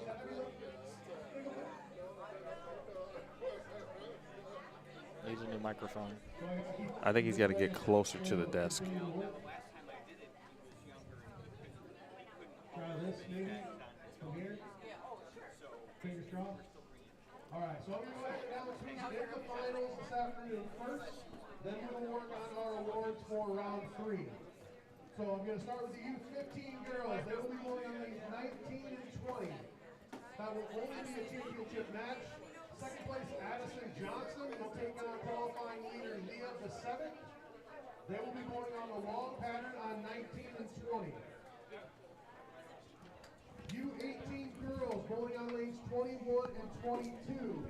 Number 4 seed, Gianna Brandolino will take on third place, Abigail Starkey.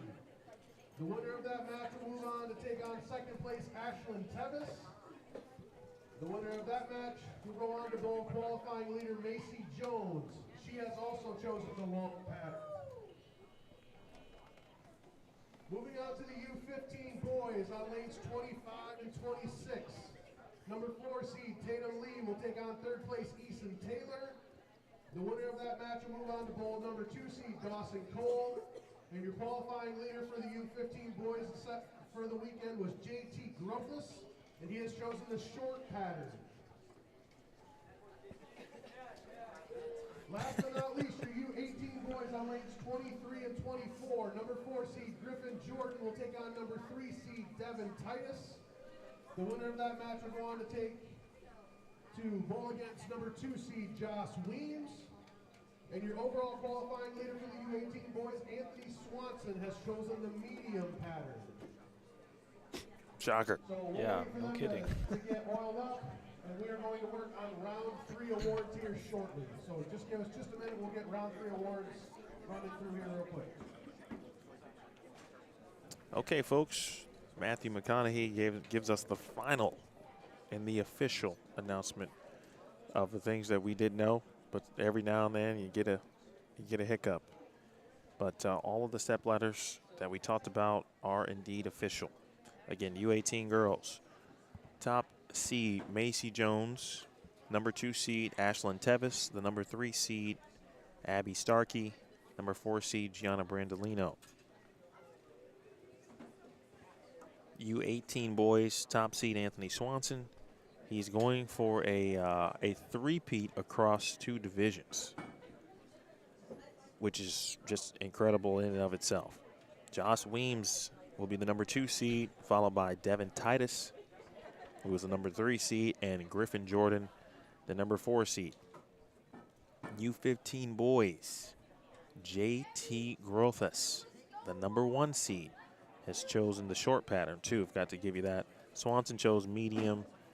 Macy Jones chose the long pattern. Dawson Cole, second at plus 31. He's the number 2 seed.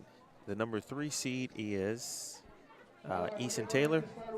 And the number 4 seed, Tatum Lee. And then in U15 girls, Leah Basevic, number 1 seed, and Addison Johnson, the number 2 seed. Announcements and block awards now being given out. Next door.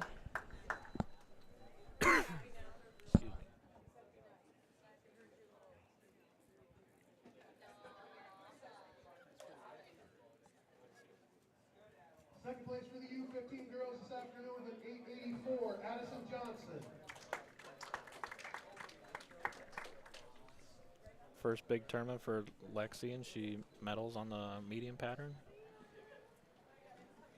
Local player. She's going to be a freshman bowling for Brandon this year on the Waterloo West team. At first place from the U15 girls round this morning with a score of 890, Leah Basevic.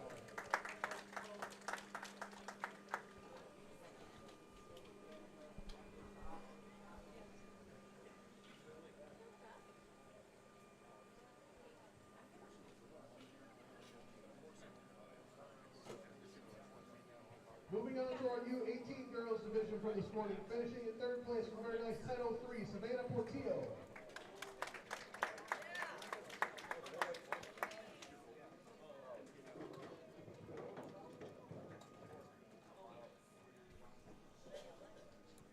She bowled well today.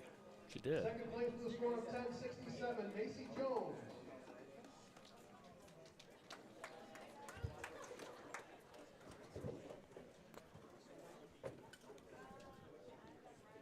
And your leader for the medium pattern for the U18 girls this morning with an 1107, Ashlyn Tevis. Plus 107 today on the medium for Tevis.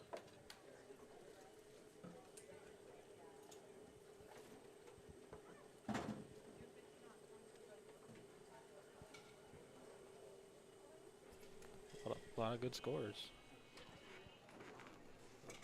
Nice bowling, ladies. Moving on to the U15 boys from this morning, finishing in 3rd place with a 1043, Sebastian Vetter.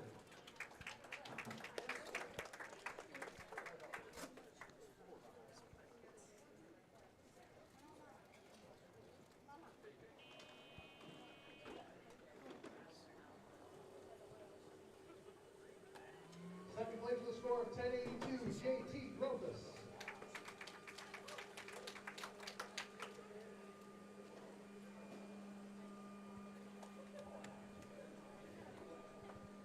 And your U15 boys leader on the meeting this morning with an 1130, Dawson Cole.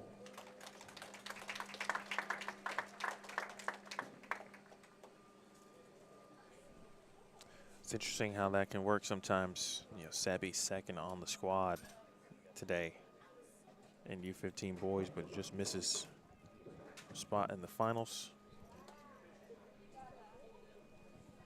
Oh, wow. He missed it by 1 pin. Really? Wow. Oof. That's one of those things where you can go back and kick yourself. It's like you can think of 1 pin somewhere across 15 games. Or 2 pins. Sebi shot 233. Sebi was 3rd, excuse me, on the squad.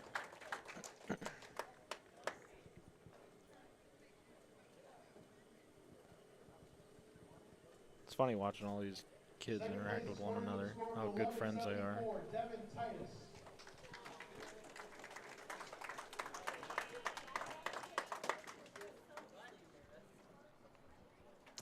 You know, I don't believe I've seen Devin Titus bowl until this weekend. Pretty impressive. He could win this thing today. He could. He's definitely talented.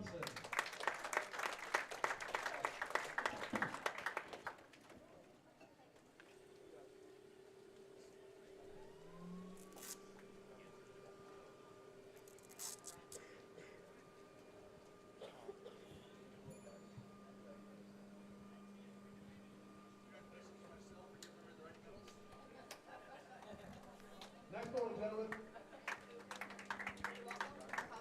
That concludes our awards for round 3.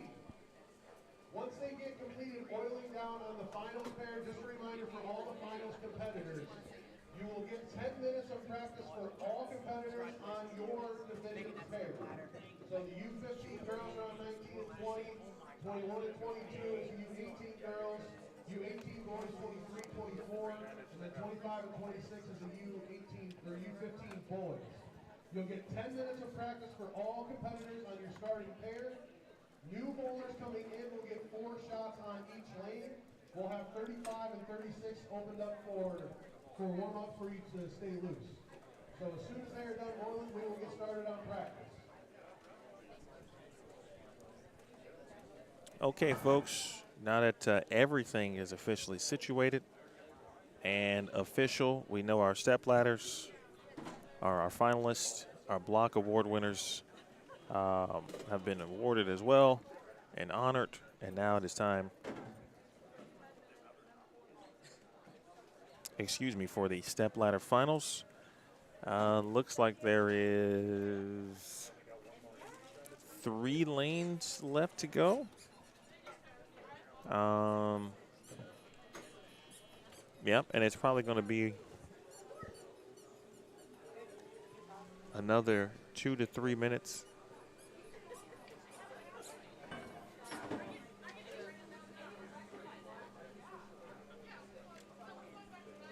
Before the last pair is oiled, and I believe, yeah, that pair is going to have short.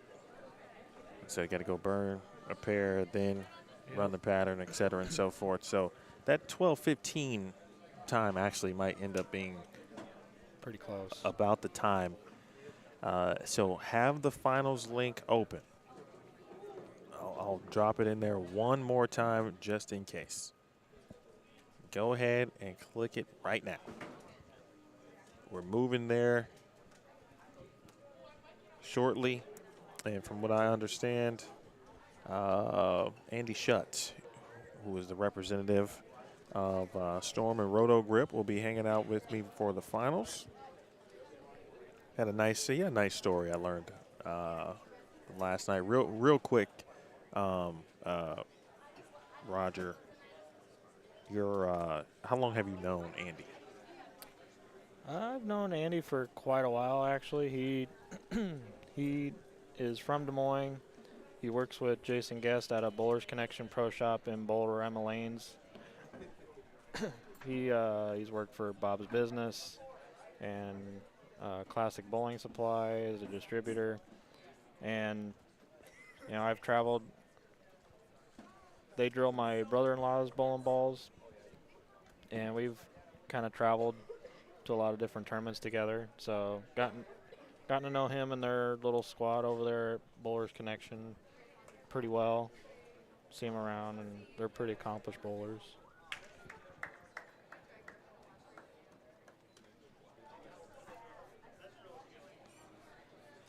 All right, folks, with that said, we will have Andy and myself in the booth. Want to thank Roger Taylor Jr. for hanging out for an entire block. Thank you very much, sir. I appreciate you. No problem. You did not have to do that. It was And fun. I don't know if you felt sorry for me. You just saw no one there in the chair, and you just, you just came over. Oh, it's fun. I don't mind sitting down, putting a headset on. All right, with that said, again, click on the finals link. The final lanes are currently being oiled. So we're moving on. I'm going to go live as soon as we get over there, actually, just so you can see what's going down. We won't have a few or that many minutes before practice will begin, so that should be some good time. Take a quick break, and then we'll have the finals for you. Big thanks to all of our sponsors, of course, ADS Recycling, H5G, the Greater Cedar Valley USBC, Rotogrip, Experience Waterloo. Also want to thank, of course, Cadillac XBC, the Storm Evolution program, Ben and the Hampton Inn. The other place, owned by Andy Belo and the PBA Junior program. Thank you very much. Thank you to Mick Hackbark, our GM here at Cadillac XBC, and, of course, the entire YBSF staff, Kelly, Ann, Angie, Brandon, Matthew, and I feel like I'm leaving somebody out. Leslie. Lindsay, thank you very much. I still feel like I'm leaving one person out, though. Maybe not. I believe that's the main 5. Okay. Or 6. Maybe not. 5. All right, so for Roger Taylor Jr., my name is Emil Williams Jr. We'll see you on the other side here. The finals of the Midwest Youth main event are next. Andy Schutt will join me in the booth representing Rotogrip, Storm, and certainly the brands of Storm 900 Global as well. This has been a presentation, the medium pattern, the finals again next. Click on the link right here on Bullstream TV.